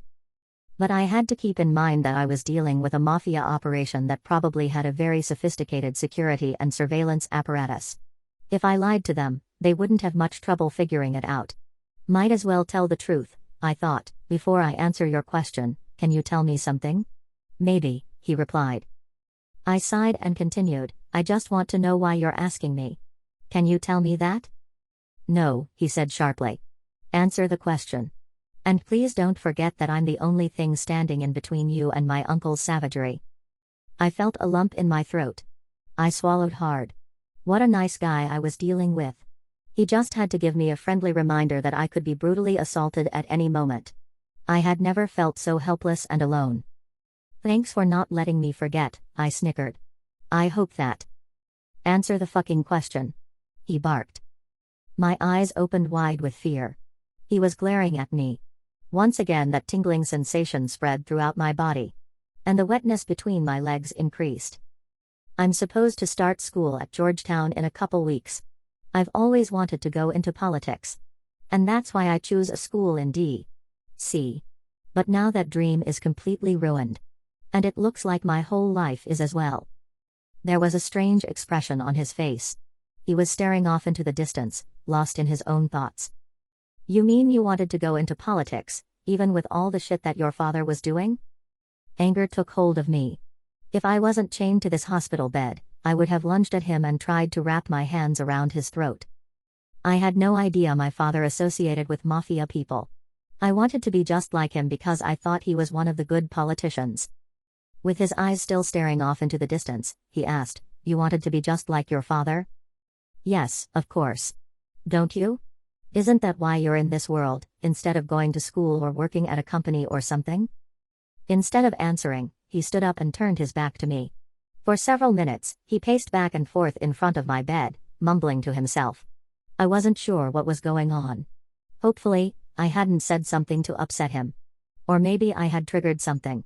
All I was trying to do was answer the question truthfully. Maybe I should have lied. Right when I was going to ask him if everything was okay, he raised his head and came towards the chair, and sat down. I'm sorry that the life you had imagined will no longer be possible, he said. I know what that feels like. It hurts like hell. He paused to wipe his eyes. It must have been his allergies or something. There was no way that his eyes were watery with emotion. That wasn't possible. Does that mean that you're going to let me go? I asked, immediately regretting those words. His eyes gleamed. It means I'm going to take out all my anger on you. No. Yes, Julia, I'm going to make you scream, beg, and plead. I'm going to break you and make you mine. No, please. I'm still a virgin. He licked his lips. By the time I'm done with you, you'll be proud to be my personal whore. No. 9. Vincenzo. Scream as loud as you want, Julia. It's not going to make any difference. No one is coming to save you. But why do you have to hurt me? She asked, tears streaming down her face. I haven't done anything wrong. I understand that your father never explained to you how this underworld works. If he had, you would know that when you involve yourself in mafia affairs, you also involve everyone who is close to you. So this is what you've wanted to do your whole life? Torture innocent people? Don't you think that's pathetic? Her words stung me. I wasn't sure whether I wanted to lunge at her or tell her the truth about how I had actually ended up in this position. I stood up from the chair and paced around the medical room. Her eyes were on me the entire time. She must have been terrified. She had no idea what I had in store for her. And to be honest, neither did I. I felt so many conflicting emotions pulling at me. There was an anger and rage inside of me that needed to be let out, otherwise, I would end up exploding and doing something foolish. I also had a strong desire to protect her from my uncle and his goons. And then there was something else that I could feel gnawing at me. It was a desire to spend more time alone with my captive. I wanted to know more about her. She certainly seemed smart and ambitious, the kind of young woman who could be a real asset to someone like myself who was going to need trusted confidants. But before I could allow her to ascend to any such role in my life, I would first have to break her. At the moment, she had nothing but contempt and disdain for this mafia world. That would have to change. I stopped pacing back and forth. I reached into my pocket and pulled out the key for the handcuff that chained her to the bed. Her eyes grew wide with anticipation. Please, please. Are you going to let me go? I'll do anything you want. Please. I smiled wickedly. It was so nice to hear her beg. And there was no question in my mind that I wanted to hear more of that. And I knew just the place to take her to. As I was about to put the key in the handcuff and let her free, I stopped and stared at her. Did you call me pathetic? I asked, narrowing my eyes. Her mouth opened, then closed. Her eyes darted around the room. Her fear made my dick hard. It was begging to be released. It was going to take all of my self-control for me not to pull it out and shove it down her throat. I didn't mean it like that, her voice quivered. I just wanted to. I reached out and wrapped my fingers around her throat and squeezed. Fear shone in her eyes. I smiled. I never knew how much pleasure it would give me to have a woman in a submissive, defenseless position. I slowly tightened the pressure around her neck. I wasn't sure how far I should go. I brought my mouth down close to hers. I was going to kiss her but decided against it. I pulled my head back and then released my grip on her neck. She gasped for air and began coughing. I waited for a few moments until she had recovered from the surprise attack. Are you starting to understand how things work here? What the hell does that mean? She shot back. The only thing I'm starting to understand is that you might be just as big of an asshole as your uncle. It felt like she'd punched me in the gut. That was all I was going to be able to take. I was on the verge of violently lashing out at her. What did you say, you spoiled bitch? Fuck you. Fuck your family. Fuck your... My open palm slammed into her face, cutting her words short. She stared at me in stunned silence. She touched the part of her face that had received the blow. It was red. And it probably stung. My cock throbbed. I had never done anything like that before. I'd never even imagined doing something like that. But for some sick, twisted reason it felt really good. She finally spoke, "So is that how you?" I slammed the same open palm into the side of her face again, knocking her back onto the pillow. Then I pounced on her, lifting up the hospital gown and pulling off her panties. I spread her legs and stared hungrily at her sweet, pink-lipped pussy. I lifted my eyes and stared at her. Neither of us said anything. I slipped one finger inside of her. She gasped, moaned, and closed her eyes. I licked my lips. I wanted to be the first man to truly penetrate her, the first man to pump and pound her pussy into submission and to bond her to me. But there was no rush. Before I stuffed my thick Antonelli blood sausage her into tight, virginal pussy, I was going to feast on her with my tongue and mouth. I positioned myself so that my head was between her knees. Then I began kissing the inside of her thighs, slowly making my way up to her wet cunt. Each kiss made her quiver. My cock felt like it was about to explode. I tried to ignore that. Seeing her shaking with pleasure was more enjoyable than any orgasm of my own could have ever been. "Oh, no. What are you going to do?" she asked. I raised my head. "I'm going to eat, suck, and slurp on this dripping, wet pussy," I said. "Do you want that?" Yes, please. I've never." "You never been eaten out before?" I asked, surprised. No. Please be gentle." "Don't worry about that." I went back to kissing the insides of her thighs, getting closer and closer to her unexplored temple of love. Finally, it was right in front of my face, begging to be licked and kissed. I flicked my tongue against her engorged clitoris. She moaned and her entire body spasmed. She was so damn sensitive to the touch. I'd never experienced anything like this. Several more quick, cat-like tongue flicks followed. I had to hold her down to keep her from rolling off the bed and hurting herself. Then I turned my attention away from the clit, and began licking up and down and diagonally against her beautiful pink labia. Goddamn. I loved eating pussy. It gave me such a thrill to bury my head between a girl's legs and make a feast of all that sweet pussy meat and juice. I licked hungrily, desperately, like a man who hadn't eaten a good meal in months, while at the same time trying to hold her in place as her body writhed and quivered with orgasmic ecstasy. "Oh, my God, that feels so good," she moaned. "Don't stop, please don't." With my face covered in her juices, I looked up for a moment and smiled. She pushed my head back down between her legs, then she began thrusting her pelvis toward me. I laid my tongue down flat against the wet lips and let her move against them as she wanted to. It was crazy to me how much pleasure a man could give by just holding his tongue in place. The pussy was such a magical, hypersensitive, supercenter of orgasmic pleasure. A sheen of sweat covered her flesh. She shook wildly for about 30 seconds before she fell back on the bed and lay completely flat, panting and glistening. I looked down at my dick. It was brick hard and tingly. I don't know how I managed not to come while I was eating her out. I rubbed the head of my meaty cock against her labia, up and down, and back and forth. She let out another set of moans. She wanted it. I knew she did. She wanted to be fucked, pumped and pounded. And I was going to give that to her. But not now. Not yet. She would have to earn the privilege of being penetrated by an Antonelli cock. I stopped rubbing my dick against her pussy lips. We still hadn't shared our first kiss, which was long overdue. I wanted her to taste me and to taste herself. I pressed my lips against hers. She immediately shoved her tongue deep into my mouth and we began kissing lustfully and passionately. With her free hand, she pulled me down towards her as if she wanted to swallow my head. I had to pull away for a moment to catch my breath. "Damn, that was fucking hot," I said. "I'm so wet." "That was incredible. Are you going to fuck me?" I didn't answer right away. Instead, I let the tension hang in the air. She wasn't ready yet. She wasn't hungry or desperate enough. I wanted to hear her beg and plead for me to fuck her.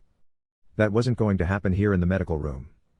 I needed to bring her to a more private place in the mansion. "No, I'm not going to fuck you," I said. Disappointment clouded her face. She looked like she was about to pout and whine, like the spoiled little bratty bitch that she was. I loved that. "Why not?" she said. "I thought that's what you wanted." "It is what I want. Make no mistake about that." "Then why don't you do it?" "My pussy is wet and aching for you." I thought I would be afraid and nervous my first time. But that's not how I feel at all. All I feel is hunger and desire. "I'm sorry to hear that," I replied cheekily. "Why?" she asked, sitting up in the bed. Because you're not going to get it today. She looked away from me, pissed off.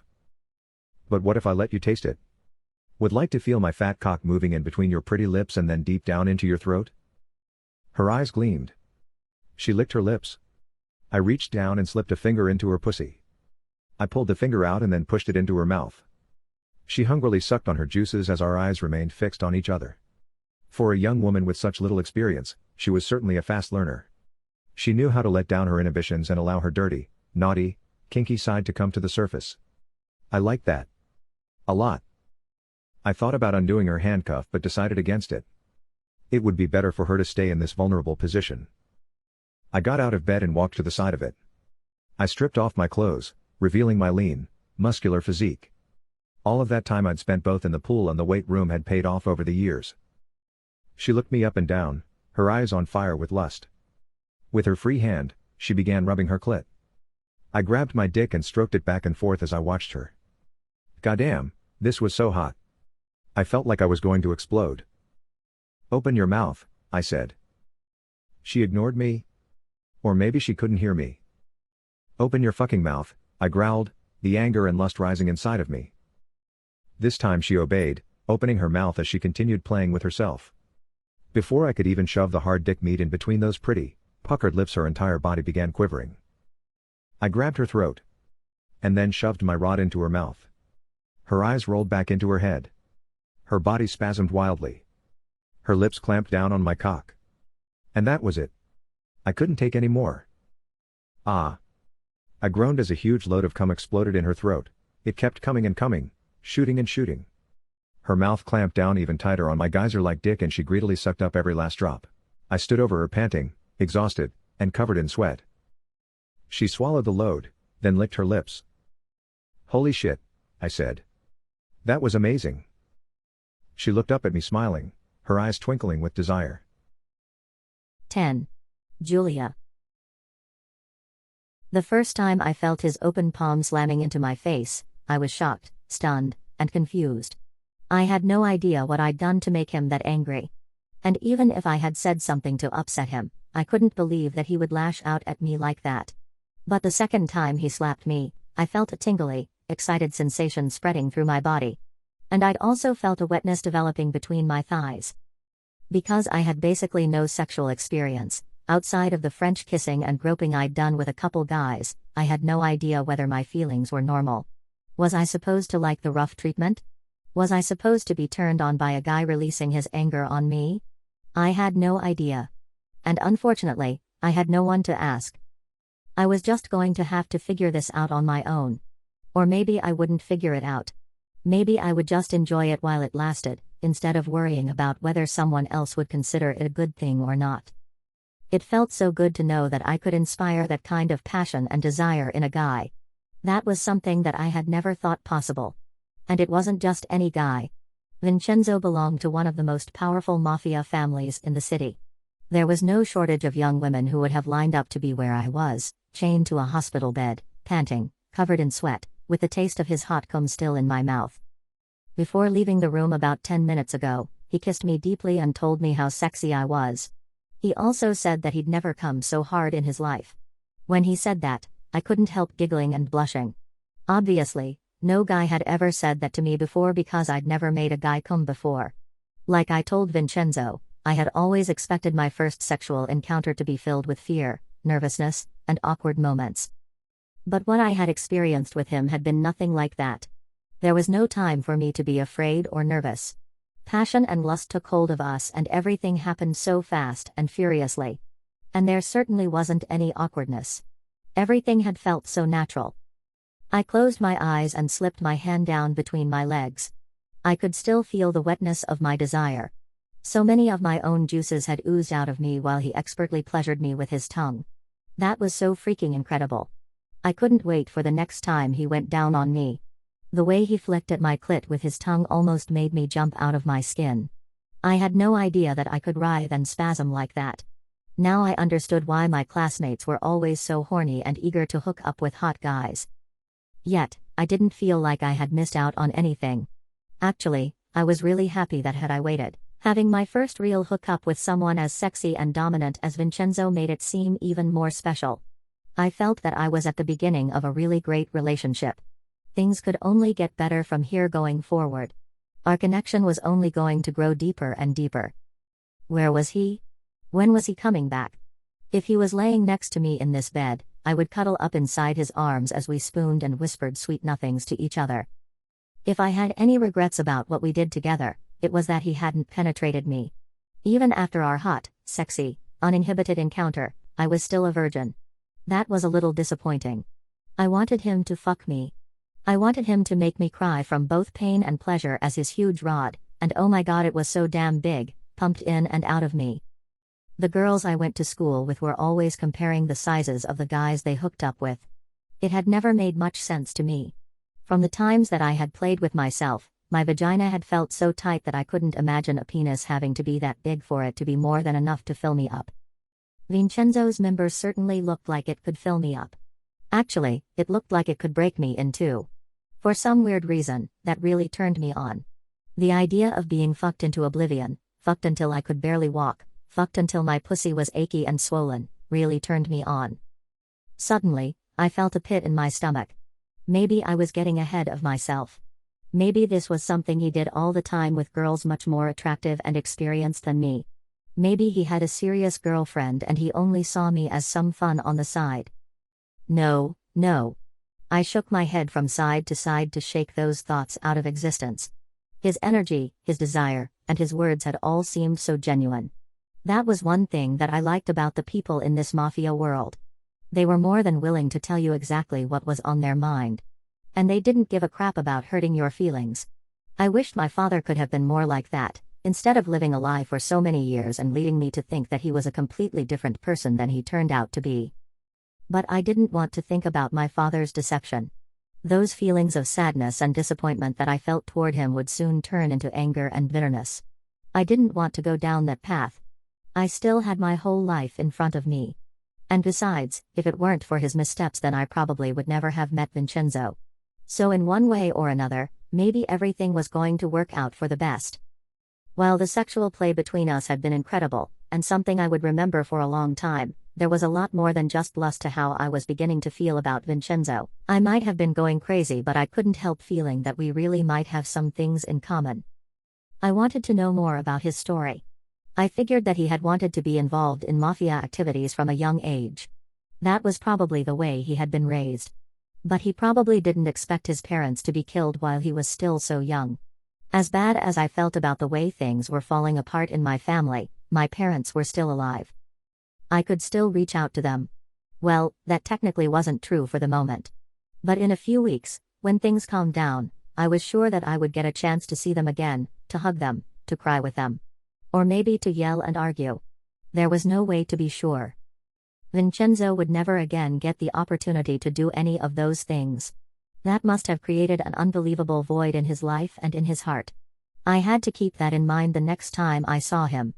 There was so much that he was going through that I couldn't really understand. And the emotions were still so raw for him as well. Whatever type of emotional support he needed from me, I would be more than willing to give him. I had never felt anything like these emotions ever before. It was exciting but also terrifying. What if he didn't feel the same way? What if I pushed him away by being too needy? That last question really worried me. I absolutely felt like I needed him around both for companionship and protection. I didn't want him to ever leave my side, even though I knew that would have been an impossible thing to ask from him. The sound of the door handle turning cut my thoughts short. I held my breath. Was it Vincenzo coming back to see me and maybe invite me to his bedroom? I couldn't wait to spend time with him while not being handcuffed to a bed. Of course, if he wanted to handcuff me as a part of some sexual play, I wouldn't have been against that. Not at all. Actually, that idea seemed really freaking hot. But maybe it wasn't Vincenzo but rather his psycho uncle. I shivered. The door finally opened and my impeccably dressed, green-eyed devil appeared before me. My face lit up with happiness. For some reason, he didn't return my smile. That seemed weird, but I didn't want to make too much of it. He's probably got a lot of things to worry about, I said to myself. Running this type of family business can't be easy, especially for someone so young. Is everything okay? I asked as he walked into the room, without saying anything and barely making eye contact with me. He sat down in the chair next to the bed and stared off into the distance as if I wasn't right next to him. To my surprise, he pulled a key out of his pocket and undid the handcuff. I was finally free. Did this mean that he was going to let me leave? Thank you, I said. I was starting to worry that you would leave me chained here for days. No, you've spent more than enough time here, he said, still not making eye contact. I swung my legs out of the bed and planted them on the floor. His eyes seemed so distant and so different from how passionate they had seemed less than an hour ago. I had no idea what could have happened in such a short period of time. Maybe I had done something to turn him off. Or maybe after orgasming, he had come to his senses and realized that he really didn't want me around. That possibility made my heart sink. I would rather be chained in this room, knowing that he still desired me, than free knowing that he no longer wanted anything to do with me. Are you going to move me to another room? I asked. He sighed before answering. His brooding was beginning to make me very nervous. I think it's time for you to go home to your mother, Julia. She needs you right now. My body froze. I was terrified of what he would say next. But I couldn't resist asking. What does that mean? He finally turned towards me and stared into my eyes. Your father's dead. He hung himself in his jail cell. I put my hand over my mouth. My eyes opened wide with shock. The tears began flowing down my cheeks. I wanted to scream. But for some reason, no sounds came out. He got out of the chair and wrapped his arms around me. I let my head fall into his chest and I continued crying. As long as you stay with me, I promise that I won't let anyone hurt you. Do you understand? I looked up at him and nodded. But if you want to leave, I will do everything to make sure that you and your mother are safe. No, no, I said through the tears. I don't want to leave. I want to stay with you. Please don't abandon me. I'm never going to abandon you, he said, squeezing me even tighter. I promise you that. 11.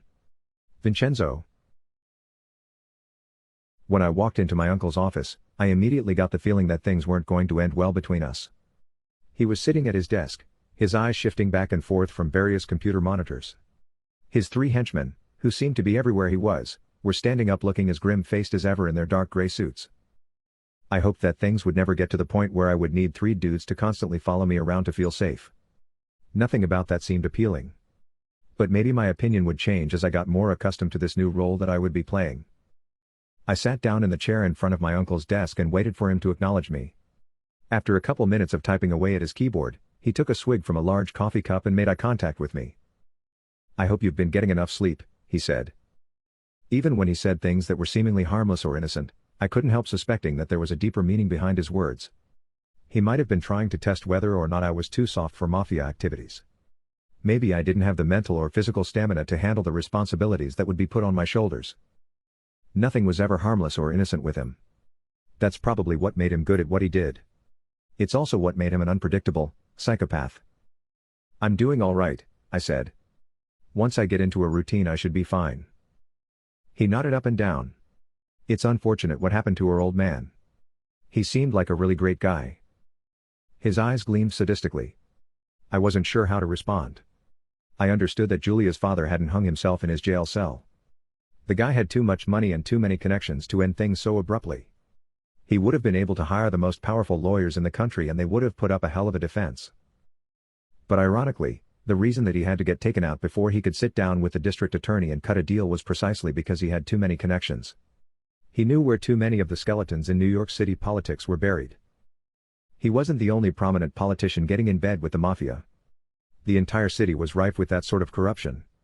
I wasn't sure how knowing the truth would affect Julia. But eventually, she would find out what really happened. He knew what he was getting himself into, I replied.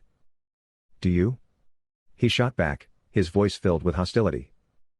Our eyes locked on each other. This bastard just couldn't resist any opportunity to test me. Knowing that his 3 goons were standing behind me, forced me to resist the urge to go back and forth with him. I had my gun on my hip. But all 4 of them were armed as well. I wasn't going to win a shootout. I had to keep my cool. And not fall into the traps that he was setting for me. I'm new to this, of course. I would never pretend otherwise. And you've been in this world for almost 20 years. I get that. And that's why I value any advice that you can give. He smiled. He could sense that I was full of shit and didn't really care about his opinion. But I think he appreciated the fact that I was smart enough not to say that. I'm glad to know that a young man like you understands the importance of respecting his elders. And by the way, I do have some advice for you. My jaw tensed. There was no way that he was going to tell me anything that would benefit me. Sure. I'd love to hear what you have to say. He hesitated before responding, then gave his customary head nod. I think it would be in your best interest, and in the best interest of all parties involved if you handed over the girl to us. I clenched my fists and narrowed my eyes. I hadn't been expecting him to say that. It caught me off guard. And it pissed me off. There was no fucking way that was going to happen. For him to get control of Julia, he was going to have to kill me. I wasn't sure how my father would have handled this situation. But I suspected that if he had even a little bit of concern for a young woman, he would never hand her over to John Luigi and his merciless thugs. I unclenched my fists, got control of my emotions, and even managed to flash a smile. Is there any reason in particular that you want the girl? I asked. He smirked and leaned back in the chair. Listen, nephew, I heard the sounds coming out of the medical room yesterday. So I guess the prize of her virginity is gone. Oh well, it would have been nice to pocket a few million for her on the open market. But that's off the table now. I could feel the veins bulging in my neck. Rage bubbled inside of me. I felt like I could explode at any minute. This asshole had been thinking about selling Julia on the black market. He wanted her to become a sex slave to another mafia family? I knew that my uncle was a sick, heartless fuck, but even for him this seemed beyond the pale. I tried my best to mask how disgusted I was. But I was more determined than ever to never allow him to get his hands on her. Besides, I had promised my sister that I would do whatever it took to protect Julia from the beast sitting across the table from me. And that's what I was going to do no matter what that entailed. A smile flitted across my face when I thought about the fun Julia and I had yesterday. I hadn't realized how loud we were. I'd been too caught up in the moment. Of course, I hadn't penetrated her. So she was still a virgin. But there was no need for my uncle to know that. Now that she doesn't have much market value, what do you plan on doing with her? I asked. Why do you want to know? The night we picked her up, you said that she was my prisoner. And I could do whatever I wanted to her. Are you starting to catch feelings for this girl? I knew he was testing me.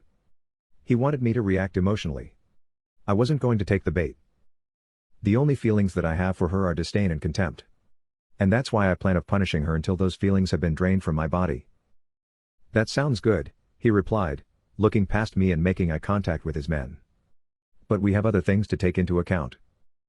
Like what?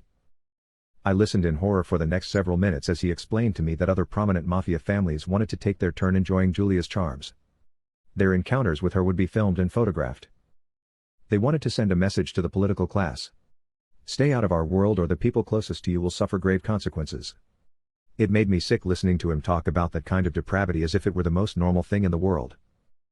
My first instinct was to tell him exactly what was on my mind. I wanted to yell and scream and make it absolutely clear that under no circumstances would I ever agree to something like that. But that approach wasn't going to work. Anger and rage were not going to get me anywhere with him. He would always beat me in that sort of contest. I would have to be clever. And I desperately needed to buy time for myself.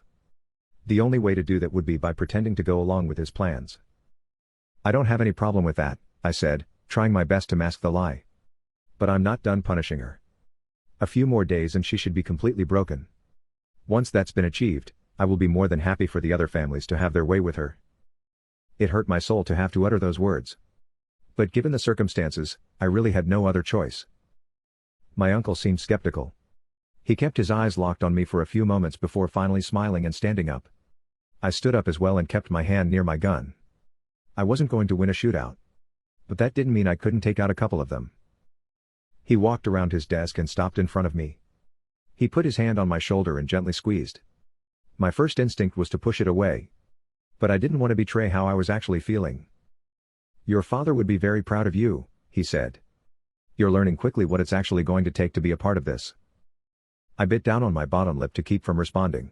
I couldn't help remembering Dr. Johansson's words about my father being proud of my desire to make my own way in the world.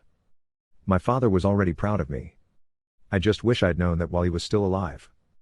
But there was no need to share any of that with my uncle. One more thing, he said. I hope that you'll let me spend time with our whore before we turn her over to the other families. He stared down at me with the most sickening smirk I'd ever encountered. It took every ounce of my self-control not to punch him directly in the throat. What a fucking sadistic pig. Of course, I said. After I'm done with her, it would be my pleasure to hand her over to you. We shook hands and I left his office. When I got back to the room my uncle had set up for me in his mansion, I went straight to the bathroom. Julia was laying in bed watching TV. Is everything okay? She asked as I walked past without acknowledging her. I locked the door and turned on the sink. Then I got down on my knees and held my head over the toilet. I vomited several times. The encounter with my uncle had made me physically ill. I knew that I had to get out of this place as soon as possible. But I had no idea how I was going to pull that off. He had cameras everywhere. And in addition to the 3 goons that followed him around like a bunch of mindless puppies, he had a lot more security surrounding his property. There was no way I was going to be able to just walk out the front door with Julia. I washed up in the sink, splashed water on my face, and did my best to get a grip on my emotions. Whenever my father had gotten into tricky situations, he would either call on Gianluigi or Wilson. I didn't have either of those 2 options. Wilson was dead. And Gianluigi was the person that was creating the tricky, potentially deadly situation for me. There was only one person for me to call. And she wasn't a bad option. Not at all. Within a few years, she would probably be one of the most sought-after cybersecurity professionals in the underworld. But for now, she was still just my big sister Michelle. The phone rang a couple times before she picked up. It was great to hear her voice. How you holding up? She asked. I sighed. Not too bad. But I've got to get the fuck out of here. Yeah, I was getting ready to tell you that. Gianluigi's got something planned for you. 12. Julia. After wrapping his arms around me and squeezing me tightly for several minutes, Vincenzo brought me into his room and laid me down on the bed. I've got to take care of some business, he said. Don't open the door for anyone while I'm gone. Understood? I nodded up and down. He kissed me on the forehead and then he left, locking the door behind him. After what felt like an hour or 2, the tears finally stopped flowing. My body had finally stopped shaking with sobs. But I still hadn't quite wrapped my head or my heart around what Vincenzo had told me. It couldn't be real. This had to be a terrible dream that I was going to wake up from at any moment. My father hung himself in his jail cell? How could that be possible? Didn't they have guards regularly checking the cells to prevent that kind of thing? Of course, the charges were very serious and the prosecution probably had a ton of evidence against him. But he had the money to hire the best lawyers in the country and put up a real fight. It didn't make sense that he would give up and decide to end his life before the proceedings had even got underway. The more I thought about it, the less I believed that he had committed suicide. There had to be more to the story. I needed to get in touch with my mother as soon as possible. If my father had been killed, then surely her life would be in grave danger. Just a day ago, I had taken for granted that I would get to see my parents again. We would have time to laugh, cry, and make up. I would apologize for running away. And I would apologize to my father for saying that he had ruined my life. That was far from the case. All the privileges and advantages that life had so far provided for me were the direct result of his hard work and ambition. I felt like such a spoiled brat for not being able to say that to him and let him know how truly grateful I was. That sense of regret and guilt would eat at me for a long time. I had no idea how I was going to get over it. But hopefully, there would be something that I could do in my life that would honor his legacy. The sound of a key in the door made me sit up in bed. I wiped my eyes dry, reached for the remote control, and turned on the television. I didn't want Vincenzo to think that I had done nothing but cry for the whole time he was gone, even though that's all I'd done. I didn't want him to look at me as a burden that he was going to have to bear. The door finally opened. Vincenzo stormed into the room. He walked past me without saying anything. I immediately thought that I must have done something wrong. Or maybe he'd found out something about me that he didn't like. That possibility made my stomach hurt, but I was jumping to conclusions. I had no idea what was really wrong with him. "Is everything okay?" I asked, my voice shaking with nervousness. He didn't answer. Or even look in my direction. It was as if I didn't exist. He went into the bathroom and locked the door. I sighed and put down the remote control. Maybe this is what relationships with men in the mafia were like. One minute they were full of passion and love, and the next minute they were cold and distant. One way or another you were in for an emotional roller coaster. I wasn't sure if I could handle those highs and lows, the extreme heat and cold. It probably would have been better to find a guy who was mild-mannered, stable, and predictable. That was the kind of guy that would make a great long-term partner. There was no way that Vincenzo would ever be that guy. It wouldn't be possible. This mafia underworld was a place of extremes. Being middle of the road just wouldn't cut it. I crossed my arms against my chest. I felt so foolish. I'd let a few moments of passion convince me that I might actually have a future with him. That was crazy. I was so freaking naive. He would never really want someone as inexperienced as I was. The only sound that I could hear coming from the bathroom was the running of the sink. I got out of bed and tiptoed to the door. I gently pressed my ear against it. It sounded like he was talking on the phone. I could only make out a few words here and there. The sink water cut off. And then I heard, "I love you too. Can't wait to see you. It's been too long." My heart sank. With my head hanging low, I trudged back to the bed and got under the covers. Of course, he had someone else in his life. Why would I think that someone so attractive with so much to offer wouldn't already have someone? And it was probably serious, which meant that I was nothing to him. Just a plaything, a sex toy. The only reason he wanted to take my virginity was to have a sense of conquest. And that's the only reason that he was interested in protecting me. It had nothing to do with actually caring about me as a person. It had nothing to do with wanting to get to know me and eventually bring me fully into his life and world. I was tired of crying. I was tired of being deceived. I wanted to scream. And I wanted to be on my own. Love and close relationships just weren't for me. I wouldn't get my hopes up anymore.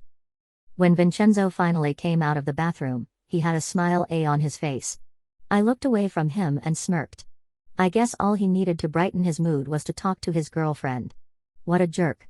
I couldn't believe that I fell for his kind, compassionate, caring act. It was all bullshit. The only thing he wanted was to get between my legs. There was no way I was going to give that to him.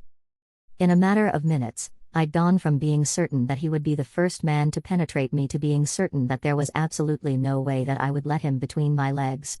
At this point, even the idea of him touching me seemed revolting. With his back turned to me, he started unbuttoning his shirt. I tried not to look at his lean muscular back, but I couldn't help sneaking a peek. Then he unbuttoned his pants and stepped out of them. Propped up against a bunch of pillows, I had my arms crossed against my chest and a frown on my face. A tingly feeling began spreading throughout my body. But I wasn't going to give in to my base desires. I wasn't going to allow him to seduce me. When he turned around wearing nothing but his light blue boxer briefs, my eyes immediately fixed on his crotch. It was impossible to miss the outline of his huge dick. Without thinking about what I was doing, my hand slipped in between my thighs. My mouth opened and my tongue moved back and forth across my lips. He smiled lustily, grabbed the huge bulge, and jiggled it. My pussy flooded with desire. There was clearly something wrong with me. There was no way that I was going to be able to control myself around this man. And that's why I needed to get away from him as soon as possible. If I let him between my legs again, I might become hooked. I might become addicted to his dick. I might let him turn me into his sex slave. So many licentious, dirty, naughty thoughts went through my mind. It made me angry that I would let a guy dominate me like this. I was supposed to be a strong, ambitious, independent woman. I was supposed to be the kind of woman who didn't swoon over guys and didn't allow them to drive her crazy. I was too focused on my own goals to worry about what boys are doing. At least, that's what I'd told myself for a long time. He got into the bed and laid down flat on his back. He had that stupid, sexy smirk on his face that I hated to look at it, but couldn't turn away from. He reached into his boxers and began stroking his dick. I bit down on my bottom lip. Then I closed my eyes and sighed. The memory of him pumping that majestic rod in and out of my mouth came flooding back to me. And then I remembered him grunting and groaning as he shot his huge, hot load of thick, sticky cum into my mouth. I didn't hesitate before swallowing every last drip and drop of his seed. It had seemed like the only thing to do at the time. But thinking about it now, I felt embarrassed. What if he thought that I was some kind of whore, a young woman with no self-esteem who would be waiting around all day for him to shove his big, beautiful dick into her mouth and slurp down all of his juices? My face flushed red. I couldn't believe what I had done. You know that you can go back in the bathroom and do that, right? I said, unable to hold my tongue. Hopefully, he would get the message that I wasn't interested in doing anything sexual with him ever again. You're right, he said. I apologize. How rude of me. I flashed him a quick smile in appreciation. What he did next made my mouth gape open. Instead of taking his hand out of his pants and just laying in the bed like a normal freaking person, he pushed his boxers down his legs, revealing his long thick erection that stretched past his belly button. Seeing it from this angle, I had no idea how I would ever be able to take something like that inside of me. There was no way. Disgusted with myself and with him, I hopped out of the bed and turned my back on him. I had to get out of here. It was clear that he only wanted one thing from me. And I was determined not to give it to him, even if my body was crying out for it. Can I ask you a question? He said, still in the bed stroking his rod back and forth, smiling devilishly. I spun towards him, arms crossed against my chest, and trying my best to keep my eyes fixed on his without letting them drift down to where the real action was taking place. I don't know, maybe. It depends. He chuckled. You're a funny girl. And you're a jerk, I snapped back. You don't believe that. What's your question? Why did you get out of bed to listen at the bathroom door? I swallowed hard. My eyes opened wide. Shit. Were you worried about me? He asked. No, why would I be worried about you? I don't even know you. He smiled and shook his head. He could see right through me. I promised my sister that I would take good care of you. Sister. I couldn't refrain from saying out loud. Yeah, my big sister Michelle. That's who I was talking to. She's the real brains of the family. I took my arms away from my chest and walked towards the bed. Instead of getting back in it, I stood at the edge. And you told her about me? I told her that you're a spoiled brat. But you have a good heart. I smiled and blushed. Damn it. He was pulling me back in. I finally got into bed. It was like there was a magnetic charge pulling me toward him. I put my head on his chest and stared up at him. He ran his fingers through my hair. I put my hand on his dick and let it rest there. She said that if anything bad happens to you, she'll never talk to me again. I think I like her already. I hope I get to meet her someday. You will, he said. She's coming to New York soon. 13. Vincenzo. As good as it felt to be laying in bed with Julia's head resting on my chest, I knew that I wasn't going to be able to stay here forever. My uncle's mansion felt more like a prison than a safe haven from the violence that awaited me outside. For the moment there didn't appear to be any safe spaces for either of us. Even with that being the case, there was only so much time that we could stay huddled in this room before we both started to go crazy and eventually lashed out at each other. I didn't want that to happen. I gently moved her head from my chest and laid it on the pillow. Then I got out of bed naked, my big flaccid cock swinging between my legs. I paced back and forth in the room, trying to find a solution to the conundrum. I couldn't help wondering how my situation would have been different if that sexy, smart, ambitious girl who was laying nude in my bed had never come into my life. If she wasn't there, maybe there would be a lot less tension between my uncle and me. Maybe I would be able to completely focus on guiding the family business through these turbulent waters. Maybe I would have been able to join my sister in the mountains. Without a doubt, I would have been able to dedicate much more energy to fight for the glory of the Antonelli name. So why was I getting involved with her, if I knew that it would only slow down my pursuit of power? I wasn't sure. I also wasn't sure whether I really cared about her or if I just wanted to make sure that my uncle wasn't able to get his brutish hands on her. Just thinking about him touching her made me sick. Yet I had to admit that he was only going to be willing to wait for so long before he made his request for time alone with her. That gave me a sense of urgency. Whether or not there was going to be a relationship between us, we had to get out of my uncle's mansion as soon as possible. Certainly, these Manhattan streets were filled with danger, particularly mafia goons who were salivating at the chance of catching both me and Julia out in broad daylight. But that was a danger that would have to be faced head-on. I slowly began putting on my clothes. The weight of responsibility seemed to grow heavier by the minute. How would my father have handled this situation? I wasn't sure. But I couldn't imagine him allowing his feelings about a woman that he hardly knew to get in the way of him making the best decision for the family. A deep sense of regret gnawed at my stomach. These were the kinds of things that I should have asked him while he was alive. The next time I saw my sister, I would be sure to ask her to tell me the story of how our parents met. During our call a couple of days ago, she suggested that there was a lot I didn't know about that story. Suddenly, I heard what sounded like a large explosion. It also felt like the mansion had been shaken. I wasn't sure whether I was just imagining it until I turned around and saw Julia sitting up in the bed, her eyes filled with fear. Neither of us spoke. But it was clear that we had to get out of there. She didn't need me to tell her to start getting dressed. She hopped out of the bed and began gathering her clothes. I finished dressing, then I grabbed my gun off the dresser counter. Boom! Another loud explosion. This one seemed to nearly knock the house off its foundation. A loud alarm began going off. And then lights started flashing in the room. My uncle hadn't had time to tell me about his emergency procedures. So I wasn't sure what he and his men would be doing. But I didn't really care. This was our opportunity to escape. We would have to take advantage of the chaos in order to get back our freedom. It was risky, but probably not as risky as staying and waiting for John Luigi to finally lose his patience with me and decide to do something drastic. "What's going on?" Julia asked after she finished slipping into her stylishly ripped jeans and white t-shirt, which showed off her C-cup breasts. These were the same clothes that she'd been wearing the night we picked her up as she tried to run to the train station. Despite the madness of the moment and imminent danger, I couldn't help looking her up and down and licking my lips. What a hot piece of ass. And she was still a virgin. Once we got out of there, I was going to change that as soon as possible. "Come here," I ordered. She lowered her head, brushed a tangle of blonde hair behind her ear, then hurried towards me. She wrapped her arms around me and rested her head on my chest. I smiled. It felt really good to know that she was relying on me for protection. I squeezed her ass and pulled her tightly to me. She giggled and looked up at me with desire. Then she reached down and grabbed my hard dick, which was throbbing and pushing up against her stomach.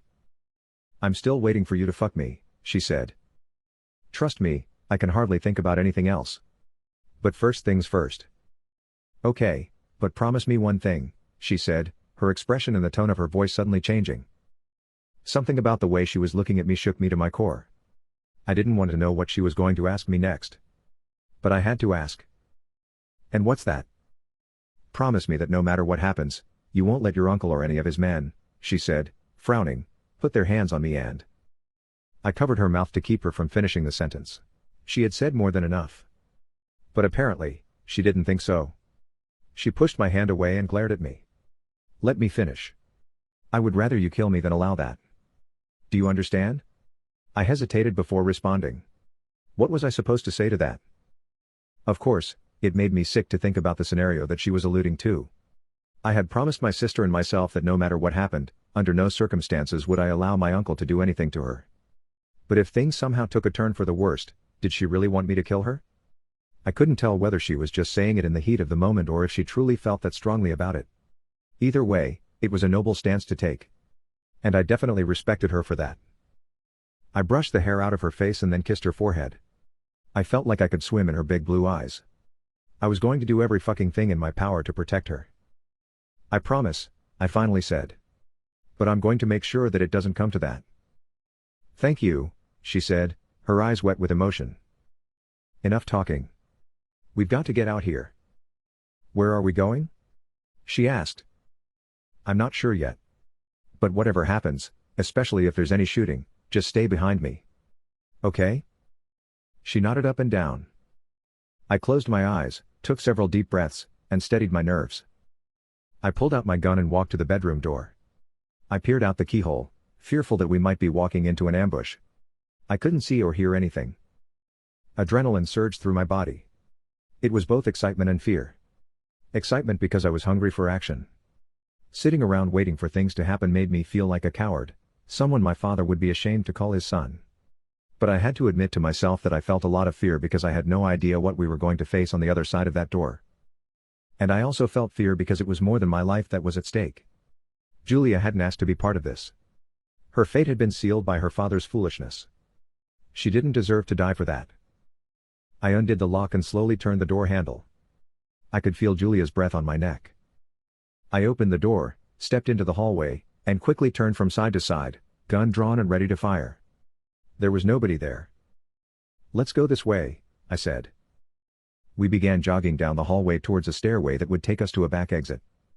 The alarm, a loud beeping sound and the flashing red light, was still going off. I got to the stairway door and pulled on the handle. It didn't budge. This couldn't be happening. I pulled on it several more times. Nothing. Fuck. What's wrong? She asked. I ignored the question. My eyes began darting around. I wasn't sure where the other exits were. I grabbed her hand and we began running in the other direction. We stopped short and nearly fell over. Two of John Luigi's men appeared in front of us. They had their guns drawn and pointed at us. We spun around and began sprinting in the other direction. Once again, we stopped short.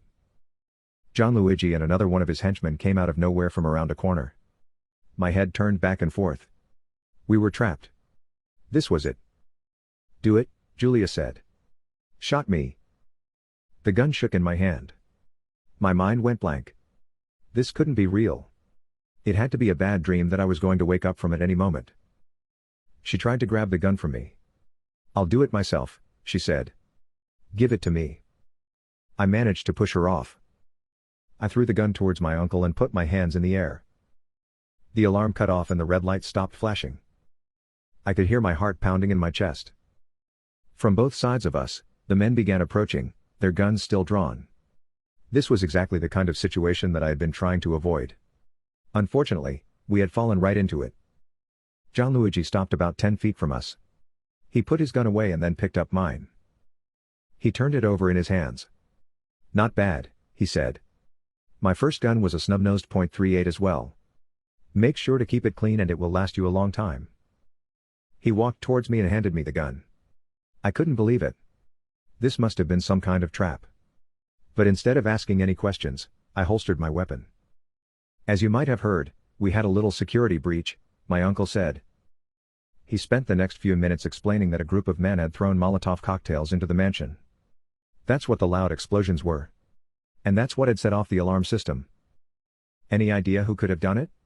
I asked, not quite sure whether I believed his story. Whether he was lying or telling the truth, I was going to have to play along and pretend as if I believed him. Yeah, we're pretty sure we know who did it.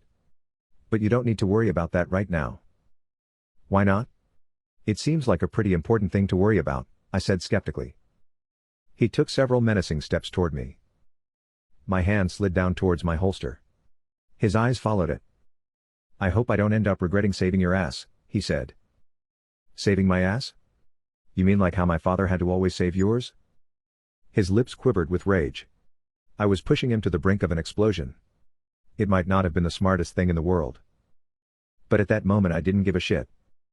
Boss, they're back, one of his men said. We have to get down to the basement. 14.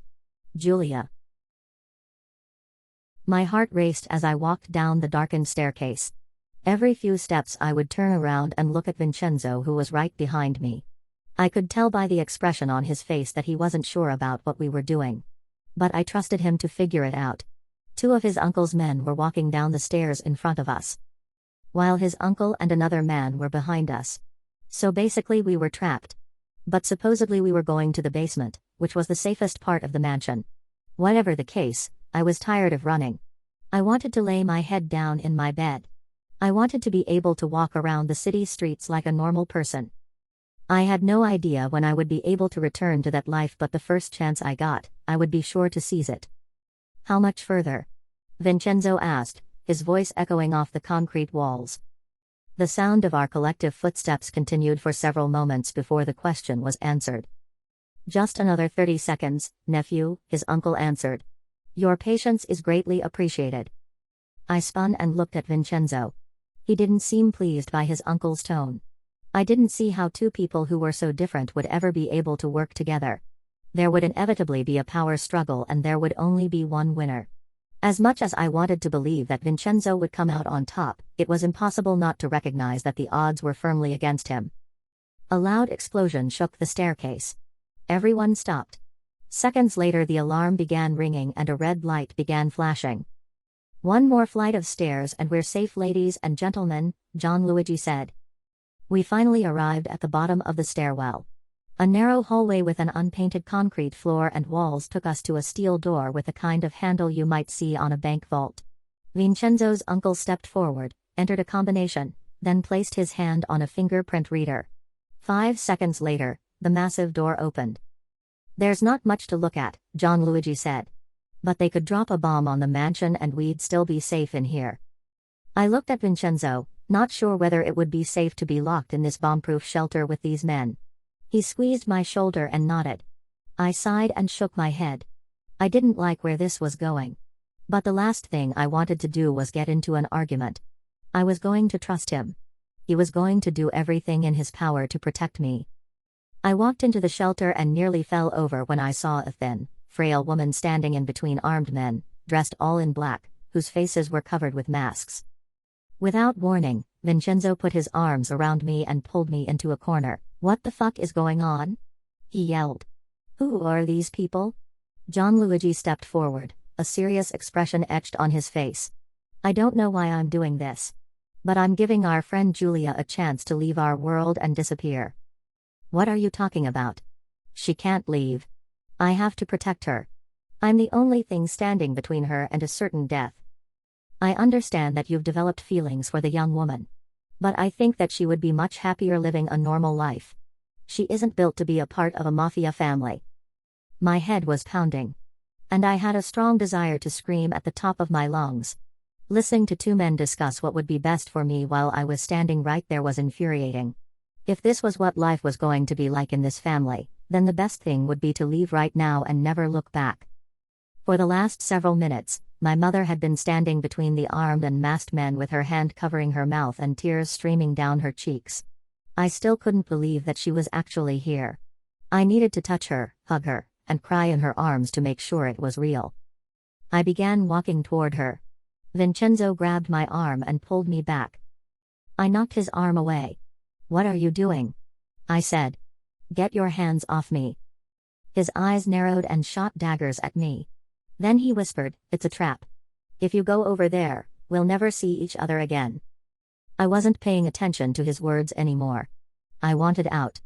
I was done with this. I wanted my life back. I wanted my mother. He tried to grab me again. But I pushed him away, this time even more forcefully. "Let her go, nephew. It's what she wants." Pain and hurt shone on Vincenzo's face. But that wasn't my problem. He had chosen to be a part of this. I hadn't. This was my escape hatch. I wasn't going to miss my opportunity to go through it. I slowly walked towards my mother, each step bringing more tears to my eyes. She seemed so small, broken, and frail. She moved her hands away from her mouth. She seemed to be just as shocked as I was that we were reuniting. "I'm so sorry this happened to you, sweetie," she said. We hugged each other tightly and sobbed as if we were all alone and not surrounded by a room full of armed and dangerous men. "Giulia, I hope that you don't make the same mistakes your father did," Gianluigi said. "Remember that your kind is not welcome in our world." My body went cold. I couldn't believe that asshole had the nerve to talk to me like that. It was at that moment that I knew he was in some way responsible for my father's death. There was no way it was suicide. Once I got out of there, I would dedicate my life to getting justice for my father. I wiped my face and turned toward him. Everything about him disgusted me. Then I looked at Vincenzo. I couldn't tell whether he was angry or sad. Either way, he definitely wasn't happy with me. I wanted to embrace him one last time, and thank him for protecting me. "I'll be right back, Mom. I just need to say goodbye." Fear filled her eyes. Before I could take 2 steps in Vincenzo's direction, he barked, "Stop. Don't come over here. You're no longer my responsibility. Get out of my sight." I felt like I'd been kicked in the stomach. Why was he talking to me like that? What would he have done in my situation? I sighed heavily and turned around without saying anything. I wrapped my arms around my mother and the armed masked men led us to a door that took us into a tunnel. The door shut behind us. My legs were wobbly. Sweat burst out on my forehead. Something was wrong. There was no one to defend us. But before I had any more time to worry, we were stepping out into the bright sunshine and blue sky on an autumn Manhattan afternoon. I smiled and looked up at the buildings towering over me. There was a black SUV waiting with the doors open in a back alley. I helped my mother into the back seat. Then I got inside next to her. I immediately clasped her hand and held it in mine. It seemed cold and lifeless. I turned to her and asked if everything was okay. There was no response. She continued staring straight ahead as if she hadn't heard me or she was completely unaware of my presence. A cold shiver ran through my body. Something was wrong.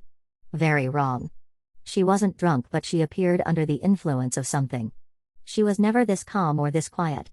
I didn't know what to make of the strange way she was acting. Maybe I was being too paranoid.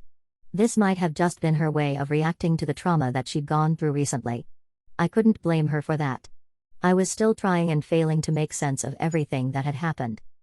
For the next 15 minutes or so, as the car continued to weave in and out of Manhattan traffic, I couldn't help reminiscing on the time that I'd spent with Vincenzo over the past few days. He had sworn that he would protect me from his uncle, and he had been true to his word. I would be forever grateful to him for that. He could have treated me in whatever way he saw fit. He could have been really cruel and sadistic. But instead, he'd been really kind and caring.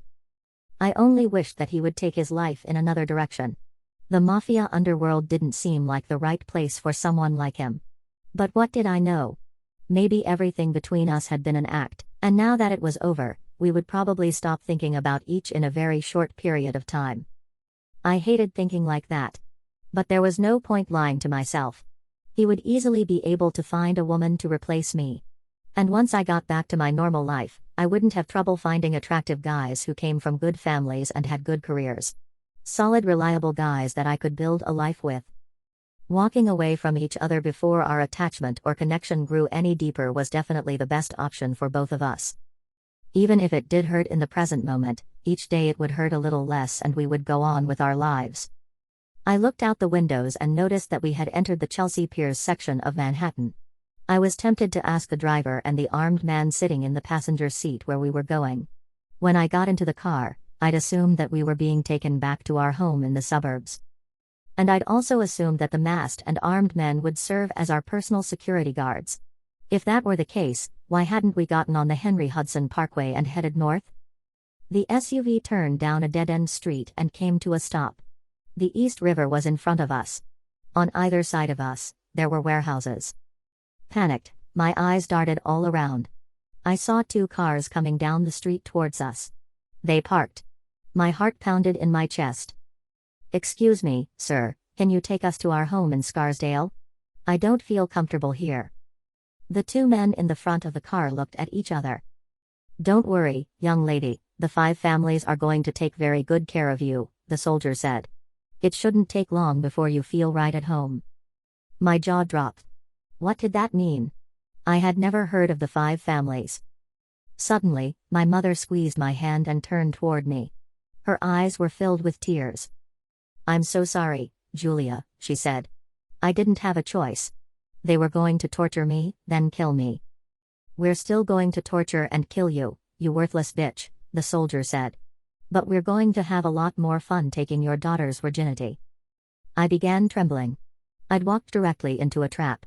They'd used my mother, a broken, frail woman, to lure me away from Vincenzo. And I had been stupid enough to fall for it. "Please let me go, please.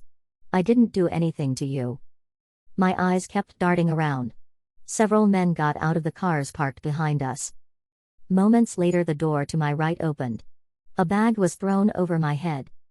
"No." 15. Vincenzo. When she pushed my hand away and rushed into her mother's arms, I felt like my heart had been ripped out. This wasn't the way that things were supposed to end. I was going to protect her. I was going to prove my bravery and strength to her. And then she was going to reward me with the gift of her virginity. And then we were going to ride off into the sunset together and live happily ever after. As I paced around the room, it made me sick just thinking about all the lies that I had told myself. The only thing that I needed to focus on was continuing my father's legacy and fending off the attacks from the 5 families. For the first time in a long time, maybe since our conflict with the Bratva almost 2 decades ago, we were perceived as being weak and vulnerable. Everybody in the Mafia underworld knew that my uncle was a hothead who was incapable of leading. He was too irrational and too quick to anger. So they were going to try to provoke him into entering a war. I had a choice to make. I could encourage him to retaliate against whoever had attacked his mansion with Molotov cocktails, or I could try to convince him to be patient and not take the bait. I was leaning toward encouraging him to take the bait and launch himself into a war in which he would be greatly outnumbered. That would allow me to keep my hands clean as he perished on the battlefield. With him gone, I would be able to take the family business in a different direction. Maybe it was time for the Antonellis to move on from New York. Maybe that's what the burning down of my parents' historic mansion symbolized. Shortly after Julia had exited the bomb-proof shelter with her mother and the heavily armed security men, the alarm system shut off. That's when my uncle said the coast was clear and we could leave the shelter. That was about 2 hours ago, but I still couldn't quite make sense of the sequence of events. Was it just a coincidence that Julia's mother was in the shelter waiting for us? If not, why was she there? I squeezed my temples. I felt like my fucking head was going to explode. I had the strong urge to storm into my uncle's command center and demand an update on Julia's status. But I realized how foolish that would be. I didn't want him to think that I suspected him of doing something underhanded to Julia and her mother. Even though that's precisely what I suspected. When I tried to hold Julia back, I whispered to her that it was a trap. And if she went over there we would never see each other again. Those words had come out of my mouth instinctively. It was just something I felt at that moment. Now, after thinking about it a little, it seemed almost certain to be the case. Should I have fought harder to keep her from going over there? If I had, would things have turned violent in that relatively small enclosed space where I was outnumbered 8-1? As much as I wanted to help Julia, I couldn't overlook the fact that she had made her own decision. She was given a clear choice. She could return to her family. Or she could stay by my side. She had chosen to return to her family and the life that she had envisioned for herself before her father's fall from grace. Even though she would be returning to a broken, incomplete, disgraced home, she'd choose that over what I could offer her. It would be pathetic for me to spend time worrying about her when she had rejected me. I'd been willing to put my life on the line to ensure that nothing happened to her. But instead of accepting my offer, she had sought safety and refuge in the cold, decrepit arms of her mother. I couldn't help feeling that maybe there was something wrong with me. Maybe she didn't believe that I would truly be able to protect her. Maybe she could sense just how inexperienced I was in the mafia underworld. Whether that was true or not was something that I would never know. She had made her choice. And that choice didn't include a life with me. There was nothing that I could do about it. That was just something that I would have to accept as much as it hurt. I turned to the empty bed and looked at the spot where she had slept. It was so nice to have her head on my chest. So nice to gaze into her blue eyes. I sighed and put my head in my hands. There was no point torturing myself. But it was going to be difficult for me to completely forget her, even though she probably wouldn't have such a hard time forgetting me. Once she got to Georgetown, she would be able to meet so many attractive, eligible guys who came from long lines of wealth. But not the Antonelli kind of wealth. Not the kind that had started off in the criminal underworld and then had gradually migrated into legal activities while still keeping their hands dirty in criminal endeavors. No, she would be able to meet the sons of doctors, hedge fund managers, investment bankers, and of course other politicians. A knock on my door snapped me out of my thoughts. I looked around and quickly spotted my gun. "Who is it?" I asked. "Your uncle wants to see you in his office." "1 second," I answered. I holstered my gun on my hip. I definitely wasn't in the mood to talk to John Luigi. But sitting in this room alone and feeling sorry for myself wasn't going to do me much good. On the other hand, I did have a few questions that I wanted to ask him. But I would have to do it in a way that didn't lead him to believe that I thought he had lied. I didn't want to give him any excuse to lose his cool and violently lash out at me. Before opening the door, I looked through the peephole. One of my uncle's gray-suited goons was standing right outside. When I sat down in my uncle's office, I looked around curiously. All the computer monitors had been removed from his desk. And there were large packing boxes all around the room. He was reclining on a leather couch smoking a cigar. There was something strange about him. He seemed so peaceful and content. I wasn't sure what to make of that. But it definitely made me nervous.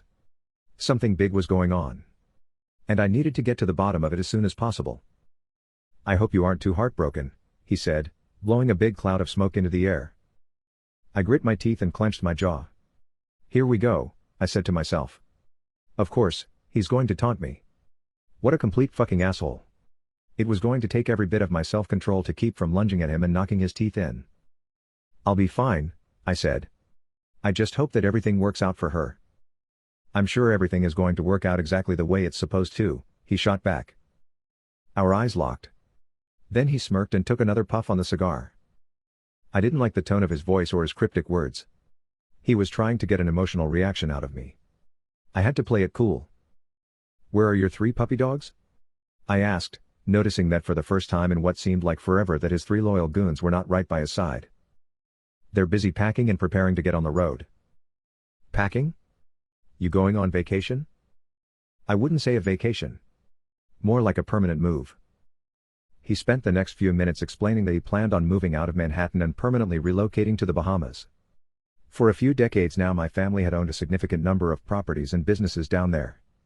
It had long been our safety valve location, the place to go when things got too hot in NYC. But no matter how much time was spent down there enjoying the white sand beaches, the clear blue skies, and majestic ocean views, something about the fast-paced, dangerous, and unpredictable life in New York always seemed to pull people back in. This was the life we had always known. It was in our blood. And we could only be away from it but for so long. "You really think that you can stay away permanently?" "It's what Lucy wants for the kids. And I'm sick of arguing with her. Anyway, without your father to guide the ship, I don't think that we're gonna make it through a war with the 5 families." I still didn't believe him. I'd never heard him mention sacrificing anything for his wife and kids, so why would he suddenly be doing that now? Saying that he wouldn't be able to make it through a war without my father's guidance sounded good. But it was still bullshit. Making the most rational or logical decision had never been my uncle's strong suit. "Is that why you called me in here?" I asked. "To tell me that you're leaving and that I need to find another place to live?" He chuckled. "That's part of the reason, yes. But also wanted to make sure there were no hard feelings about the girl." He blew out a large cloud of smoke and stared up at the ceiling. I was waiting for him to continue. "I didn't have any choice," he said. "It was either hand her over or they were going to lay siege to the mansion and capture all of us. And at that point who knows what would have happened." I felt like time had stopped.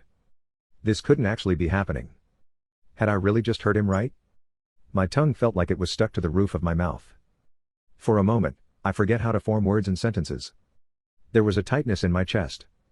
I nearly fell out of the chair. "What do you mean you had no choice?" I finally managed to say. "Where is she?" "I had to hand her over. That was the deal I made."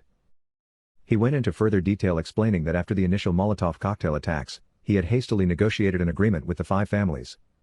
They were sick of waiting to have fun with Julia. They didn't care whether or not she was still a virgin. They wanted to take hold of her immediately. "And you sold her to them?" I asked, rising from the seat as the anger bubbled inside of me. "That's the way things work in this world, Vinny. And that's why I think that you should go to Harvard. Doesn't the fall semester start in a week or 2? You could have told me that they weren't going to wait any longer. You could have given me a chance to escape with her."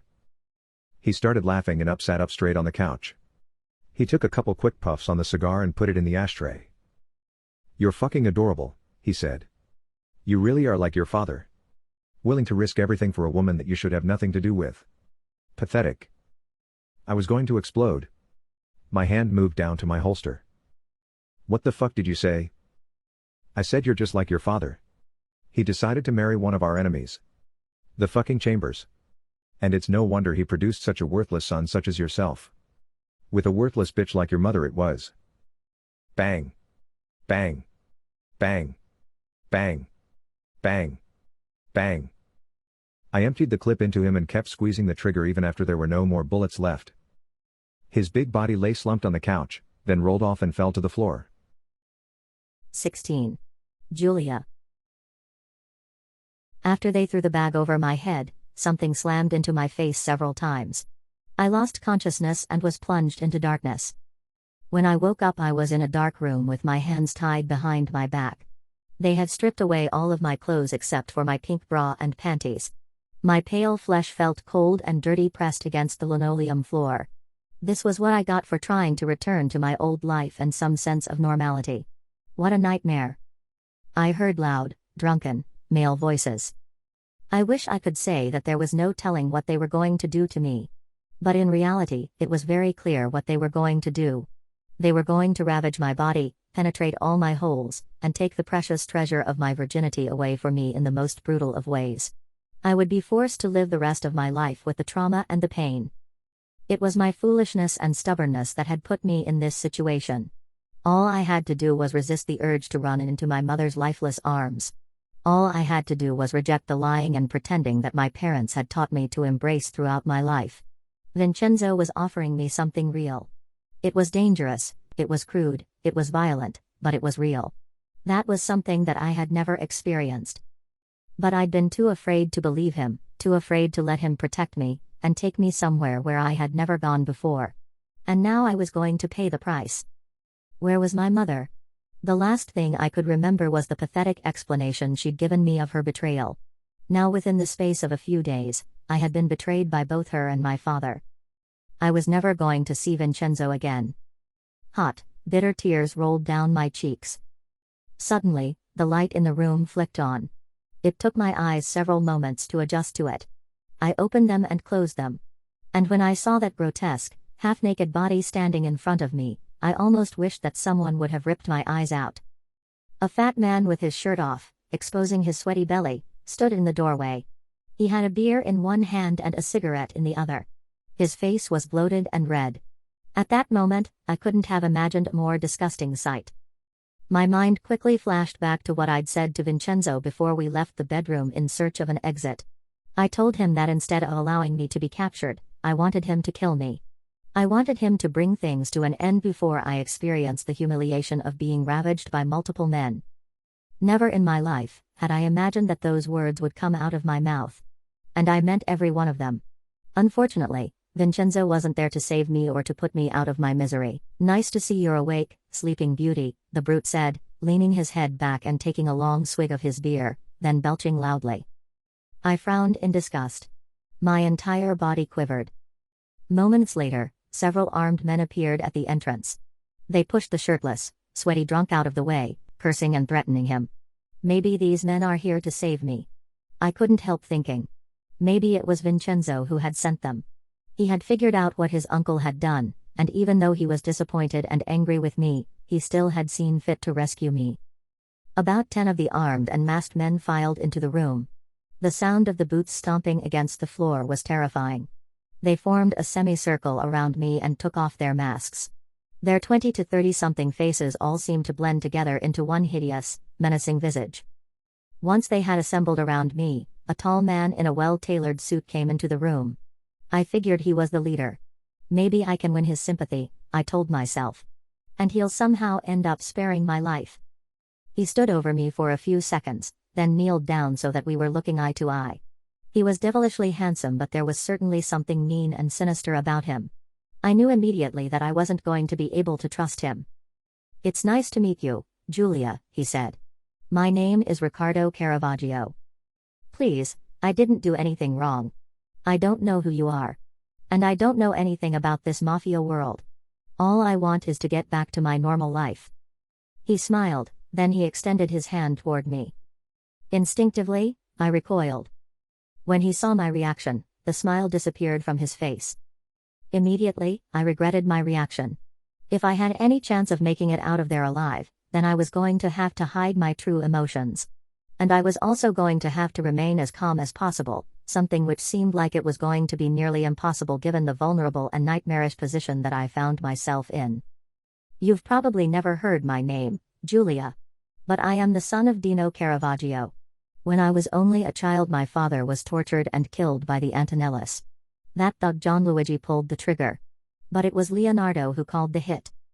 Please, I don't know anything about what." Smack.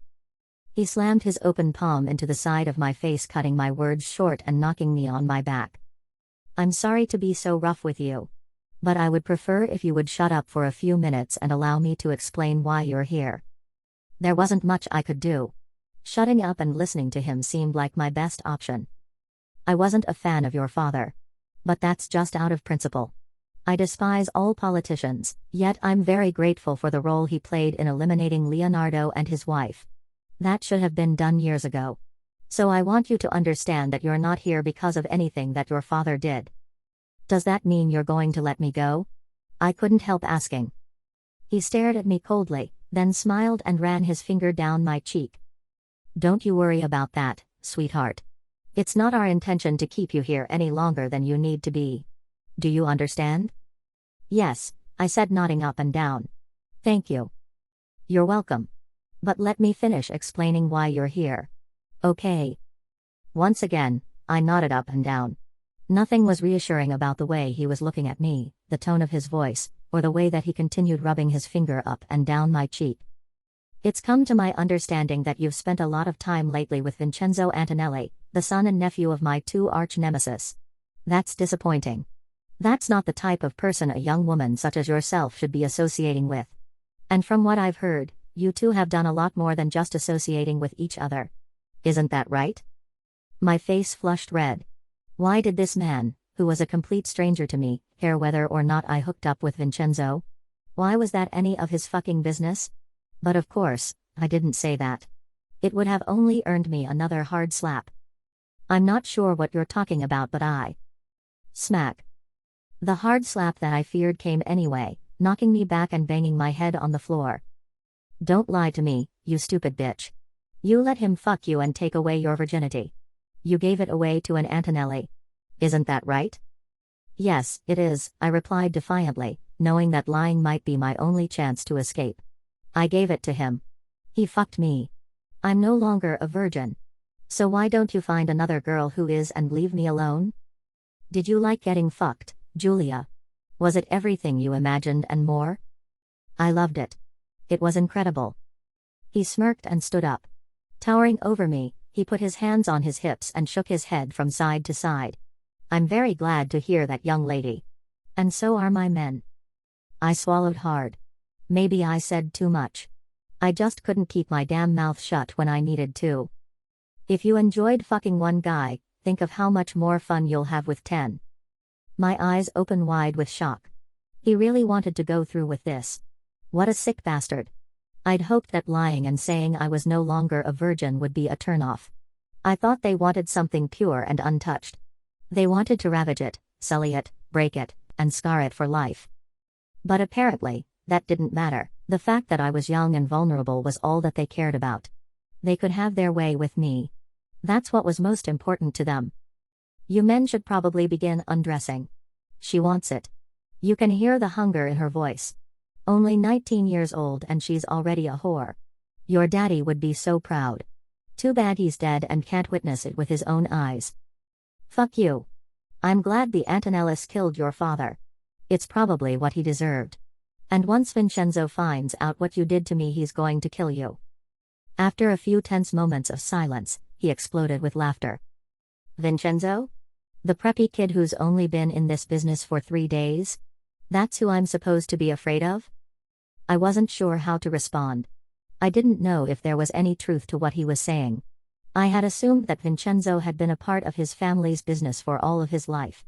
Actually, I hadn't had the opportunity to question him about that. Our time together has been so short. But also so memorable. Where was he? I needed his strong arms, his piercing green eyes, and his huge powerful dick. I needed all of it. I guess Vinny didn't tell you that he never wanted anything to do with his father's business. He's supposed to be going to Harvard in a couple weeks. I couldn't hide my surprise. Vincenzo hadn't said anything about that to me. Harvard? Wow. That was an even better school than Georgetown. So apparently there was a lot more to him than the image that he tried to project. You know what I'm going to do because I'm in a generous mood. I kept silent. I was terrified of the next words that would come out of his mouth.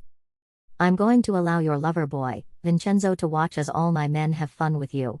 I have to warn you that none of them have had sex for the last 2 weeks. So please don't be surprised or offended if they're a little bit rough. It's nothing personal. He pulled out his phone. There's no way, I said to myself. He couldn't possibly be doing it.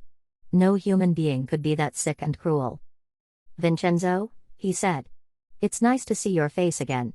I think I have someone here who would also like to see your face. He turned the phone towards me. Vincenzo's eyes narrowed. His lips quivered with rage. 17. Vincenzo.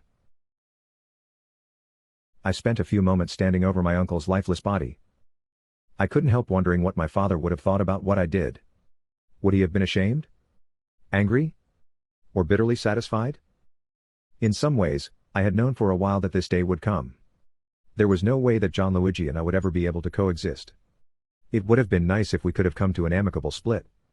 But in this underworld, as I was quickly learning, Things never ended amicably. When things ended, it was violent and bloody. There was no other way. I had to get out of there. And I had to find Julia.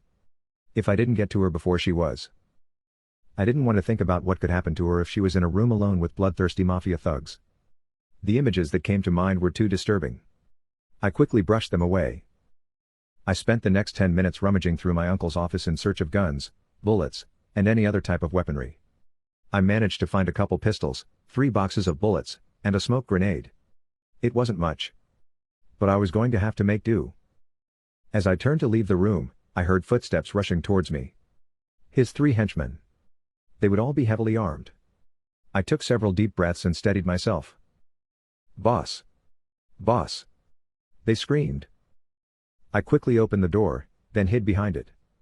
One by one, they rushed into the room. Bang! Bang! Bang! 3 headshots dropped them to the floor before they even had a chance to fire their weapons. I stood over them smiling. I immediately recalled the shooting lessons my father made me take as a child. Whether you're going to come into the family business or not, he would say, you still need to learn how to shoot. At the time I never really enjoyed it. I just didn't see the point. None of the kids I went to high school with ever went shooting with their parents. And they all seemed to think it was strange when I told them about it. But once again I had to thank my father for his foresight. He must have known that eventually, it would come to this, no matter how much I resisted, no matter how much I wanted to go in a completely different direction with my life. This was who we were. This was our fate. There was no escaping it. Just a week ago, I never would have imagined that anything like this was possible. I never would have imagined that I'd be standing in a room with 4 lifeless bodies. All of them my kills. Within a matter of 20 minutes, I'd killed 4 people. Something evil had been unleashed in me. There was no telling what I was capable of now. There was no way that I could return to normal society. Go to Harvard, study hard, and land a job at a Fortune 500 company. What a fucking joke. Sitting in a classroom, working in an office, those kinds of activities would never be enough to satisfy me. The dangerous, mafia life was all that I wanted.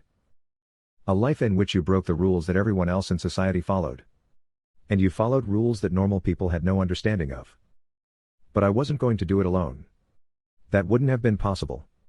The first chance I got, I would ask my big sister Michelle to come work with me. We would be an unstoppable team. Together we could restore the glory of the Antonelli name. But I was going to need more in my life than just this world, this violence, this power.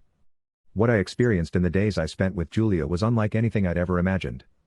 I wanted that feeling back. I wanted her in my arms. I wanted to look into her blue eyes and run my fingers all over her pale flesh. And I couldn't wait to get between her soft, tender thighs, to spread them wide, and then to feast on her pink virginal pussy lips, my tongue lapping up her juices, my finger gently moving in and out of her in a come-hither motion while her body shook and quivered and she begged for more and more. And then I was going to push my rod deep inside of her, pumping and pounding her as she wrapped her legs around my torso and begged and pleaded for me to go harder and deeper.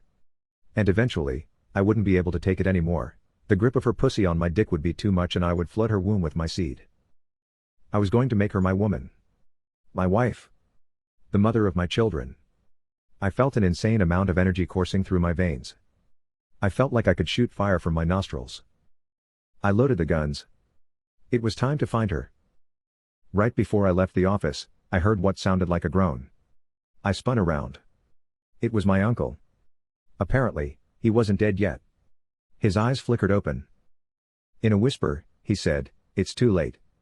They've already taken her. She's now a mafia whore. She'll be passed around from family to family. What are you going to do?" The gun trembled in my hand. I felt like I was going to bust a blood vessel. I wanted to kill this motherfucker and finish him off once and for all. But I had to resist the urge. I kneeled down right next to him. He was struggling to breathe.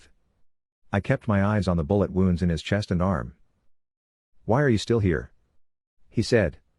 "She's getting fucked in the 67th Street warehouse right at this moment. You should." Bang. Bang. Bang. I let off 3 shots right in his face. It was ugly. Some of his brain matter splashed against me. Some of his splattered against the wall. I resisted the urge to shoot him anymore. I would need those bullets. And I didn't have any more time to waste. I took out my phone and called my sister. "What's going on?" she said. I haven't been able to get in contact with anyone for the last half an hour. Where's John Luigi? He's gone. Gone? Did he leave for the Bahamas? He's dead. I spent the next several minutes explaining what happened. She listened in silence. When I finished speaking, she sighed. This isn't good, she said. And it's not what Dad would have wanted. But I understand. Now you need to get up to the mountains. Manhattan is way too dangerous for you. I have to save Julia. Where is she? I told her John Luigi's last words before I'd blown his brains out. She was going to try to hack into the warehouse security system. That would allow her to access their cameras and give me a precise idea of where they were holding Julia. There were no guarantees it would work. But it was worth a shot. I had faith in her. She was a cybersecurity genius. If anyone could do it, she could. Please be careful, Vincenzo, she said. The streets are running red with blood. I'm not worried about myself right now. Julia is the only thing that matters. The taxi dropped me off a couple blocks away from the warehouse. It took every ounce of my self-control not to strangle the driver during the ride. Every few seconds my eyes would turn to my phone. I was desperately waiting for my sister to get back to me. If she couldn't hack into the system, I would be going in there blind without any idea where Julia was being held. And of course, there was the possibility that John Luigi had lied. But I doubted that. It was much more likely that he wanted to send me into a firefight in which I would be outnumbered 10-1. He had always hated my mother. She was a Chambers. We were Antonellis. Our blood was never supposed to mix. So he had always hated me as well, the offspring of that forbidden union. And of course, he had never forgiven my father. I heard a helicopter overhead and looked up. The sun was shining bright. There were only a few clouds in the sky. It was a beautiful fall afternoon in Manhattan. I noticed that I felt a completely different energy being around all these normal people. Something that I never felt before. Taking a man's life opened up a whole new world to me. I had gone someplace where so few human beings dared to venture. And there was no turning back. If I could kill one, I could kill 10, I could kill 100. After a certain point, it didn't matter. I tried to shake those thoughts from my mind. I didn't want to become a bloodthirsty savage. I'd only shed blood in defense of my life. And now I would shed more in defense of Julia's. She was pure, untouched, and virginal. She was precious. And she needed to remain that way, at least, until I got my hands on her. Never before had I felt such thoughts about a woman. I didn't know whether it was healthy or not. But at that moment I didn't give a shit. This love that I felt for her was the kind of emotion that gave men the courage to risk their lives on the battlefield. It was a privilege to experience this kind of emotion. It was something sacred and holy. I turned the corner on 67th Street. It was a one-way. The East River was right in front of me. I could smell the salt coming off of it. If I played this wrong, I might end up at the bottom of that body of water. And I probably wouldn't be the only mafia corpse submerged down there. My phone buzzed. I smiled when I saw the name on the screen. Got it. Michelle said. I'm going to link you to the security cameras. Seconds later, I could see the inside of the warehouse on my phone. There were several armed guards by the front door. I clicked on different rooms. Nothing. Nothing. Nothing. Frustration built inside of me. Where was she? Had they moved her? Was she already dead? I clicked on several more rooms. Still nothing. My phone started ringing. It was a FaceTime call from a private number. I didn't want to pick it up, assuming it was just spam. But something told me that it might have been my sister calling me from a different phone. I answered the call. What I saw on the screen nearly made my heart stop. I had never seen that face before. He looked at least a few years older than me with a chiseled jaw, brown eyes and hair. I knew right away that he was a mafia guy. I didn't know him. But by the look in his eyes, I could tell that he knew exactly who I was. Nice to see you, Vincenzo, he said. And I think there's someone else here who would like to see you. He turned the phone. I never knew that I could feel so much rage all in one moment. Julia had been stripped naked, except for her pink bra and panties. Her hands were tied behind her back. If you touch one hair on her head, I swear I will rip your fucking heart out. Don't worry, Vincenzo, he said. I'm not going to touch her. But my soldiers are very anxious to start playing with her. Do you want to watch? 18. Julia. My handsome tormentor held the phone in front of my face. No words came out of my mouth. There were too many conflicting emotions swirling inside of me. Vincenzo didn't say anything either. Yet his rage was palpable. I had turned away from him, rejected the protection and provision that he had offered me, and this is where I had ended up, in the middle of a war between feuding mafia families and corrupt politicians. Ricardo turned the phone away from me and back to his own smug, sadistic face. I couldn't help looking at the soldiers who surrounded me. They had laid down their weapons, and taken off the top part of their gear and their shirts, revealing ripped chests and abs. Some were tattooed, others weren't. As attractive as these men were, nothing about this scenario was turning me on. Maybe some women would have experienced a perverse pride knowing that they were able to inspire this kind of lust and desire. But I felt none of those emotions. Deep down I knew that what they were preparing to do to me had nothing to do with their desire for my young, pale, vulnerable flesh. Any woman, no matter how ugly, old, or decrepit, would have been enough to satisfy their savage desires. For their boss, I was a prisoner of war. As he had said earlier, he hated all politicians. This would be his way to send a message to the political class. Vincenzo, you're a little quiet. Is there anything you want to say before we get started? After a few moments of silence, Vincenzo finally answered, I don't know what my father did to you. And I don't really care. But whatever it was, it has nothing to do with her. Ricardo's face darkened. You don't care that your father and your uncle tortured and killed my father? This is a dirty game. You know that, Vincenzo said. But the girl is innocent. Nobody is innocent. If you let her go, you can take me as your prisoner. Ricardo laughed and turned around and looked at his men. They had stripped down to their boxer briefs. Their hard bulges looked menacing. Did you hear that, guys? Vincenzo is willing to sacrifice his own life to save his damsel in distress. That's really adorable. I'm serious, Vincenzo said. Check security camera 17A. I'm right outside. The smile disappeared from Ricardo's face. Fear replaced it. He looked around frantically, then started screaming at his soldiers. Why the hell are you just standing there in your underwear? Go check the... Before he could finish, the room began filling up with smoke. Within seconds it was impossible to see anything. Gunshots rang out. What the fuck? Where's the shooting coming from? Whose? Ah, the soldiers cursed and howled in pain. Their bodies dropped to the floor. Others groaned, I'm hit. Medic. I'm bleeding. Because my hands were tied behind my back, I wasn't able to protect my mouth or nose from the smoke. I started coughing and choking. I felt lightheaded and dizzy. I struggled to keep my eyes open. I wasn't going to be able to hold on much longer. I could feel myself slowly losing strength, losing consciousness. My head banged hard against the floor. My eyes flickered.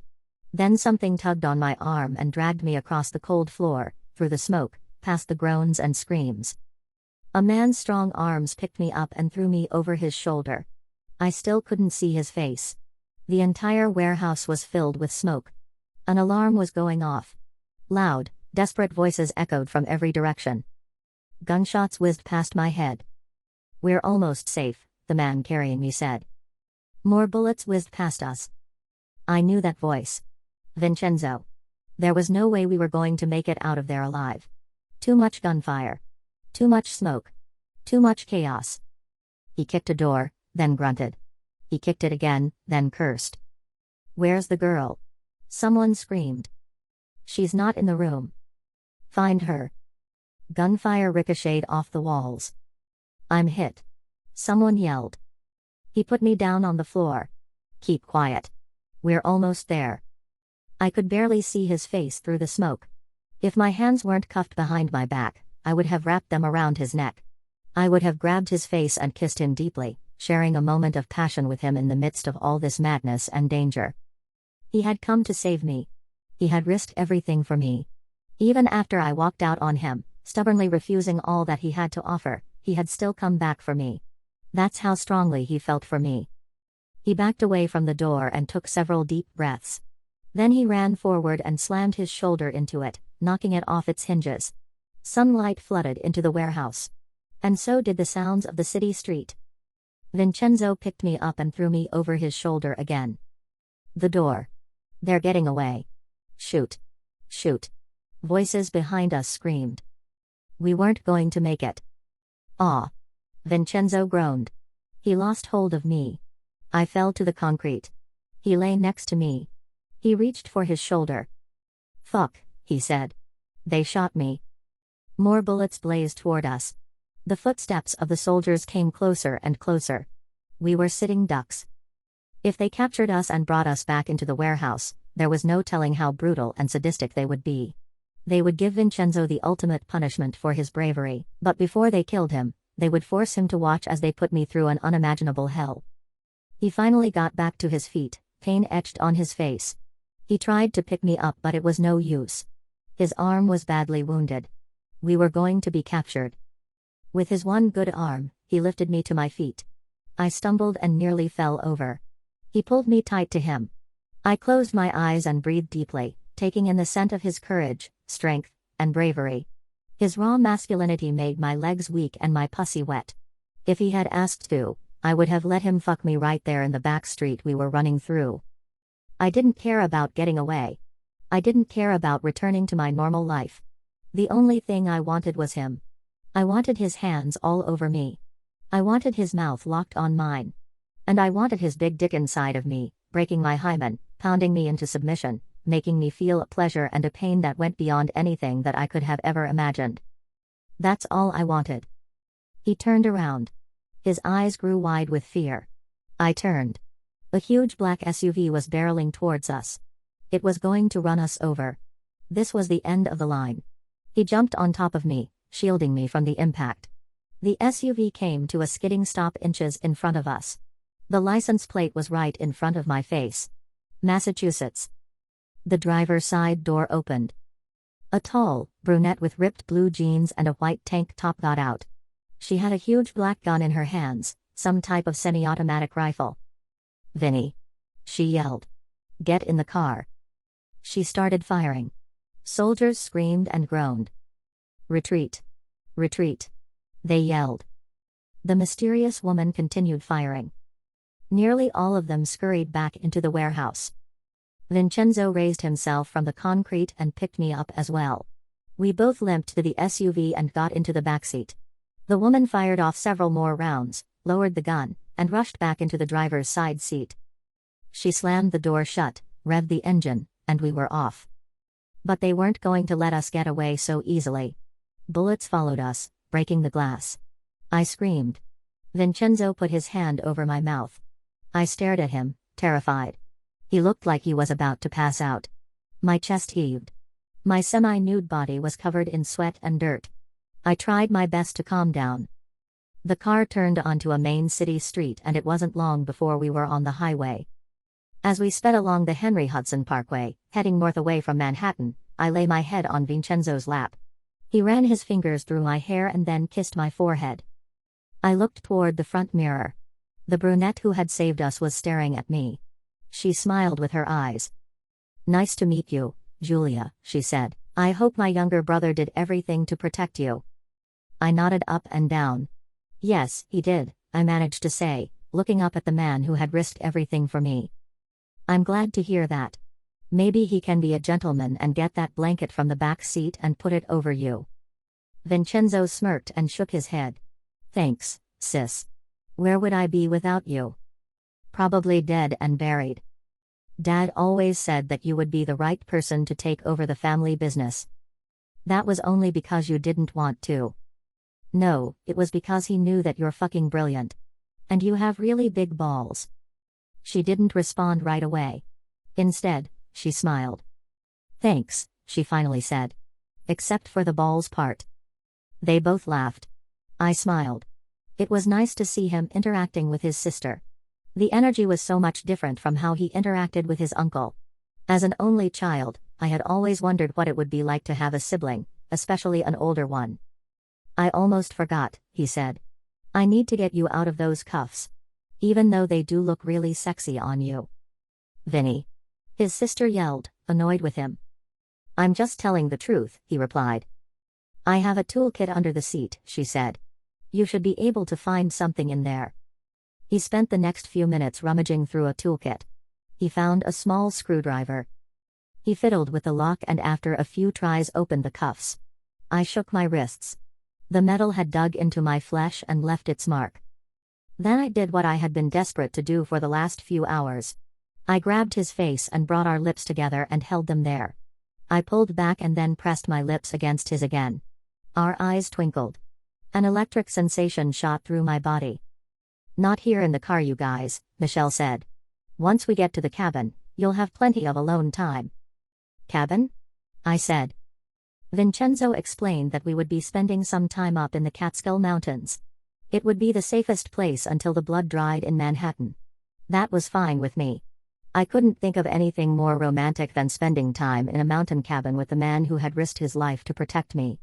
And I was looking forward to getting to know his sister as well. She seemed cool. And totally badass. I would have loved to listen to them talk while we drove. But my body was too weak. I couldn't keep my eyes open. And soon I drifted off into a deep sleep. 19. Vincenzo. I opened my eyes and looked out the window. The rolling mountains and the dense greenery brought a smile to my face. It was nice to be out of the city. The darkened sky signaled that a storm was on the way. I looked forward to laying in bed as the rain pattered against the cabin. This was exactly the type of peace and serenity that I needed in my life. As I tried to sit up in the bed, I winced. Then I looked towards my shoulder where the pain had come from. It was heavily bandaged. My head felt groggy. The doctor must have given me some serious painkillers. The memory came flooding back to me. We were on the verge of escaping as the hot lead kept flying at us. But then a bullet struck me right in the shoulder. I fell to the ground. I lost my grip on Julia and she fell next to me. More and more bullets flew toward us. It seemed like all hope was lost. We weren't going to get away. They were going to drag us back into the warehouse. And make sure that we never saw the light of day again. There was a knock on the door. When it opened, my sister was standing in the doorway. "You feeling better?" she asked, coming into the room and standing over me. "I've been in this business for less than a week, and I've already got a bullet hole in me. I don't think that's a good omen." She grinned and shook her head. "You know the fall semester at Harvard is 9 days away. If you want, you can." "No fucking chance," I shot back, quickly cutting her off. "You're really something else, Vincenzo. It's like you're a completely different person from the last time I saw you." I closed my eyes and leaned my head back on the pillow. I wasn't sure how to respond to that. So much had changed in such a short period of time. I felt disconnected from the young man that I'd been before I accepted my destiny. I also felt ashamed. I'd been a worthless, entitled, spoiled brat. I'd been a boy. But the pain, the danger, and the violence of the last few days had made a man of me. I had finally gone through the rite of passage that every Antonelli man has had to pass through for the last 100 years. Somehow I had convinced myself that I would be able to avoid that treacherous test. But fate had other ideas. And I couldn't be more grateful. "Yeah, I guess your little brother is finally growing up. Does it seem strange?" "Honestly, a little bit. You never wanted anything to do with this. And you never wanted anything to do with anything else." "That's not true, Vinny. Please stop calling me that. You know that I hate it." She smirked. "That's why I still call you it. It's to remind you that I'm your big sister and I used to beat you up when you were little. You loved smacking me in the head with those big pillows," I said, recalling some fonder childhood memories in the mansion. "And tickling you until you begged me to stop and Mom started yelling at me," she said. We both got quiet. A feeling of sadness gripped my chest. My eyes got moist. My mother had died in the attack. I could still hear her screaming as Wilson advised me to take the phone and the gun and go down the escape hatch. I should have done more, I couldn't help saying. My sister's eyes opened wide. "What do you mean?" "That night. I should have tried to save them. I shouldn't have run away." "That's not what." "Stop it," she said firmly. "Don't ever start thinking like that. You did what you had to do. There's a reason why Dad built that escape hatch in your room. And there's a reason why he spent so much money constructing an underground tunnel." I sighed heavily and wiped away a tear. "I'm glad you're here," I said. "But what did you mean when you said that it wasn't true that you never wanted to do anything else?" "That's what it always seemed like." She lowered her head and bit down on her bottom lip. That was strange for her. She slowly raised her eyes toward me. There was a sadness and a melancholy in her face that I couldn't remember ever having seen. It was as if she was peeling back the layers of her true personality. I was seeing a new side of my big sister. What I meant was that I felt extra pressure to join the business. Because I knew that you never would. And I knew how much that hurt Dad. But don't get me wrong. I'd always dreamed about this kind of life. I always thought it would be really cool to be a badass mafia woman. But not the kind that was in the background, taking care of the kids, and dealing with a violent and unfaithful husband. I definitely didn't want to be that type of woman. She paused and stared off towards the mountains. The sky continued to darken. The storm crept closer. Thunder sounded in the distance. I wanted to be the type of woman in this underworld that was respected for her mind, for her cunning, for her ruthlessness. I wasn't interested in a whole lot of public attention. But I wanted the right people to know exactly who I was. So you have always wanted to do this, I said, fascinated by her response but still waiting for her to answer my initial question. I've had my doubts along the way. Maybe it's not what I want. Maybe I should just get a six-figure cybersecurity job, build a great portfolio of skills, gain lots of industry connections, and then start my own business. And at times, I think that maybe I just want to get married, have children, and be a stay-at-home mom. I nearly burst out laughing when she said that last part. It was hard to imagine my sister as a stay-at-home mom, taking care of children or putting up with a husband's bullshit. She didn't seem cut out for that kind of life. What's so funny? She snapped back, crossing her arms against her chest and glaring at me. I'm just picturing you as a stay-at-home mom. In the kitchen with your apron on, baking cookies or something. Her face relaxed and she uncrossed her arms. I'm not much of a baker. But I can cook a really good steak. Well, that'll help make up for some of your flaws. My flaws? And what exactly are those? Before I could answer, the sound of footsteps creaking on the wood floor distracted me. A smile lit up my face. A surge of adrenaline shot through me. Julia. It felt like I hadn't seen her in forever. I wanted her in my arms. I wanted to stare into her eyes. We were together. We had survived. Dressed in a light blue nightgown with her feet bare, she stood in the doorway. She brushed a tangle of blonde hair behind her ear, and slowly raised her eyes toward me. She blushed and her face flushed red. Satisfaction spread throughout my body. I could feel the blood rushing to my cock. I wasn't going to be able to control myself much longer. I wanted to take her right here. My sister's eyes moved from me to Julia.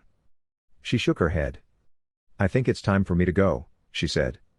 I'll be staying in my cabin, which is about 2 miles west of here. If you need anything, you know how to contact me. It was nice talking to you, sis. I wish I could say the same, she replied like a smartass. And I'm really looking forward to you telling me what my flaws are. Don't worry. There's a long list that I've been compiling over the years. She raised her eyebrows. You're lucky that you're laying in bed with a bullet wound in your shoulder. Or else I might kick the shit out of you, like I used to do when we were younger. I chuckled. Get to the cabin before the storm starts. And stop being so damn sensitive. She turned away from me. Nice to see you again, Julia. I hope you slept well. The woman that I wanted to make mine, who I wanted to be the mother of my children, nodded up and down. Yes, I really like it up here. It's so cozy and peaceful. Thunder rumbled. We all looked at each other. Yeah, most of the time it's like that, Michelle said. But every now and then we get a little bit of drama. She nodded to both of us and left. Julia floated into the room like an angel, like something out of a dream. Her blue eyes locked on mine. I wanted to get lost in them. I wanted to drown in them. She sat down on the bed next to me. I wrapped my good arm around her and pulled her close. She rested her head on my chest. I'm sorry you got hurt, she said. It's all my fault. I shouldn't have run away. If I had just listened to you, none of this would have happened. I smiled and ran my fingers through her hair. But if none of this would have happened, then we wouldn't be here in bed together in the mountains, listening to the thunder roll towards us and watching the lightning flashes. But aren't the 5 families going to come looking for us? Isn't there a war going on? In this world, we're always at war, I replied. This is what I signed up for. It's my fate. And there's no escaping it. She raised her head off my chest and stared at me. After a few moments of silence, she finally said, But aren't you supposed to go to Harvard in a couple weeks? My eyes narrowed. Did my sister tell you that? I asked. She shook her head no. It was that creep. The one that called you from the warehouse.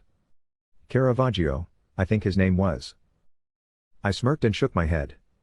Until my parents' death, I had never given much thought to the mafia world. But apparently, people in this world had been keeping tabs on me for a long time. I spent the next few minutes explaining to her the plans I had for my life before that fateful day. I explained that I never wanted anything to do with the family business. I was going to strike out on my own. I wasn't going to lean on the Antonelli name anymore. She listened intently, her eyes fixed on me. When I finished speaking, she leaned toward me and pressed her lips against mine. She pulled her head back. Blue outlined her dilated pupils. I had never seen a more beautiful woman. I love you, she said. And I want to stay with you. No matter what that requires or what sacrifices I have to make. I'll do it for you. I love you too, I said.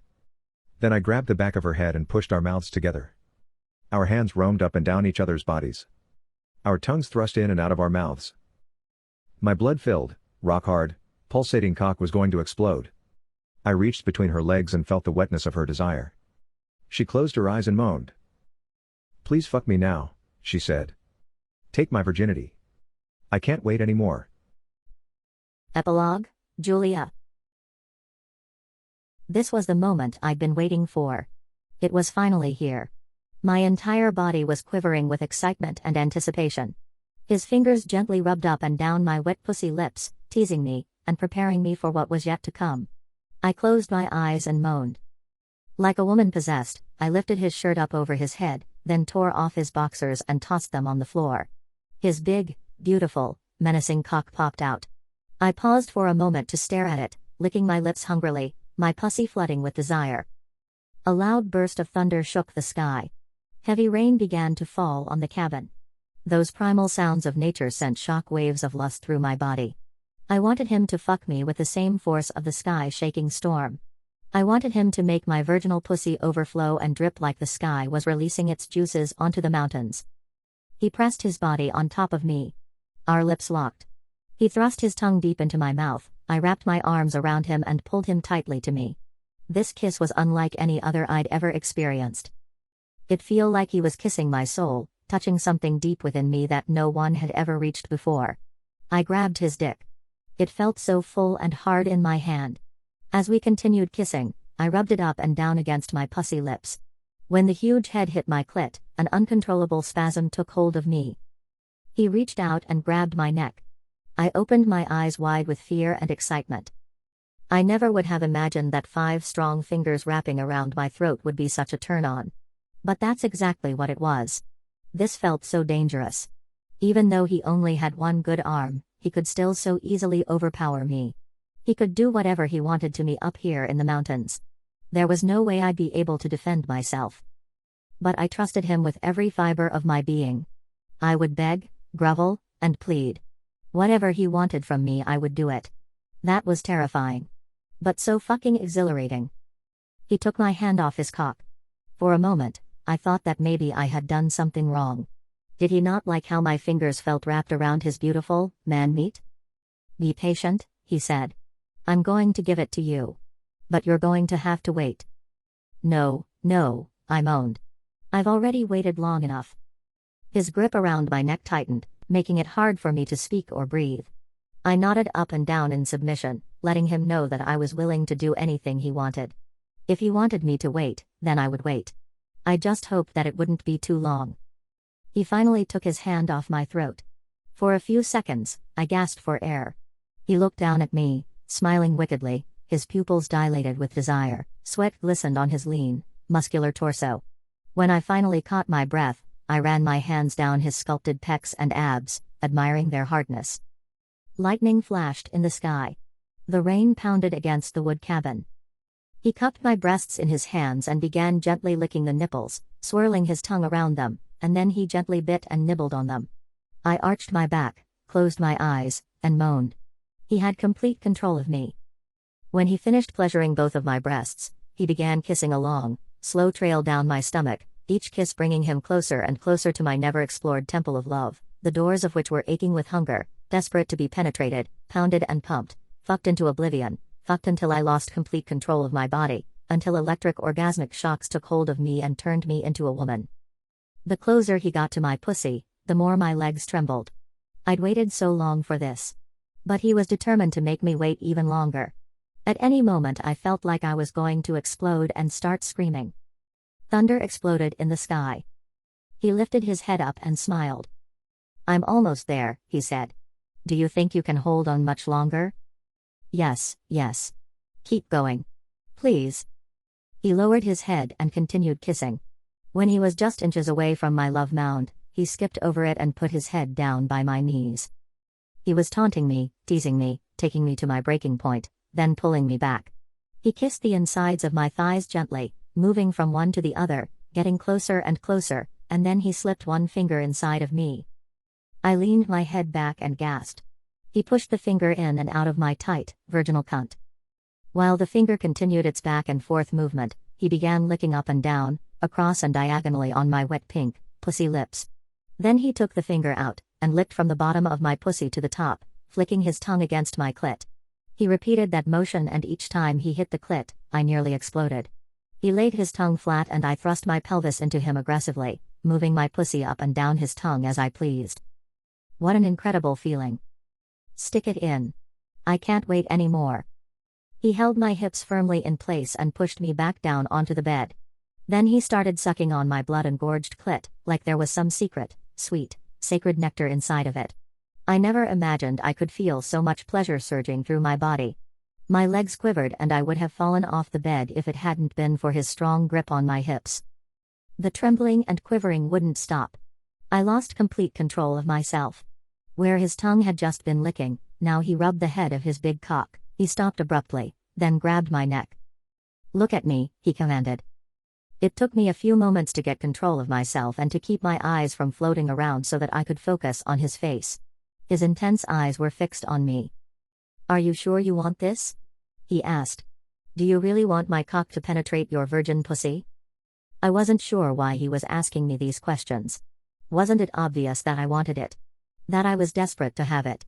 That I was going to die if he didn't give it to me? Yes. I screamed. Yes. I want it.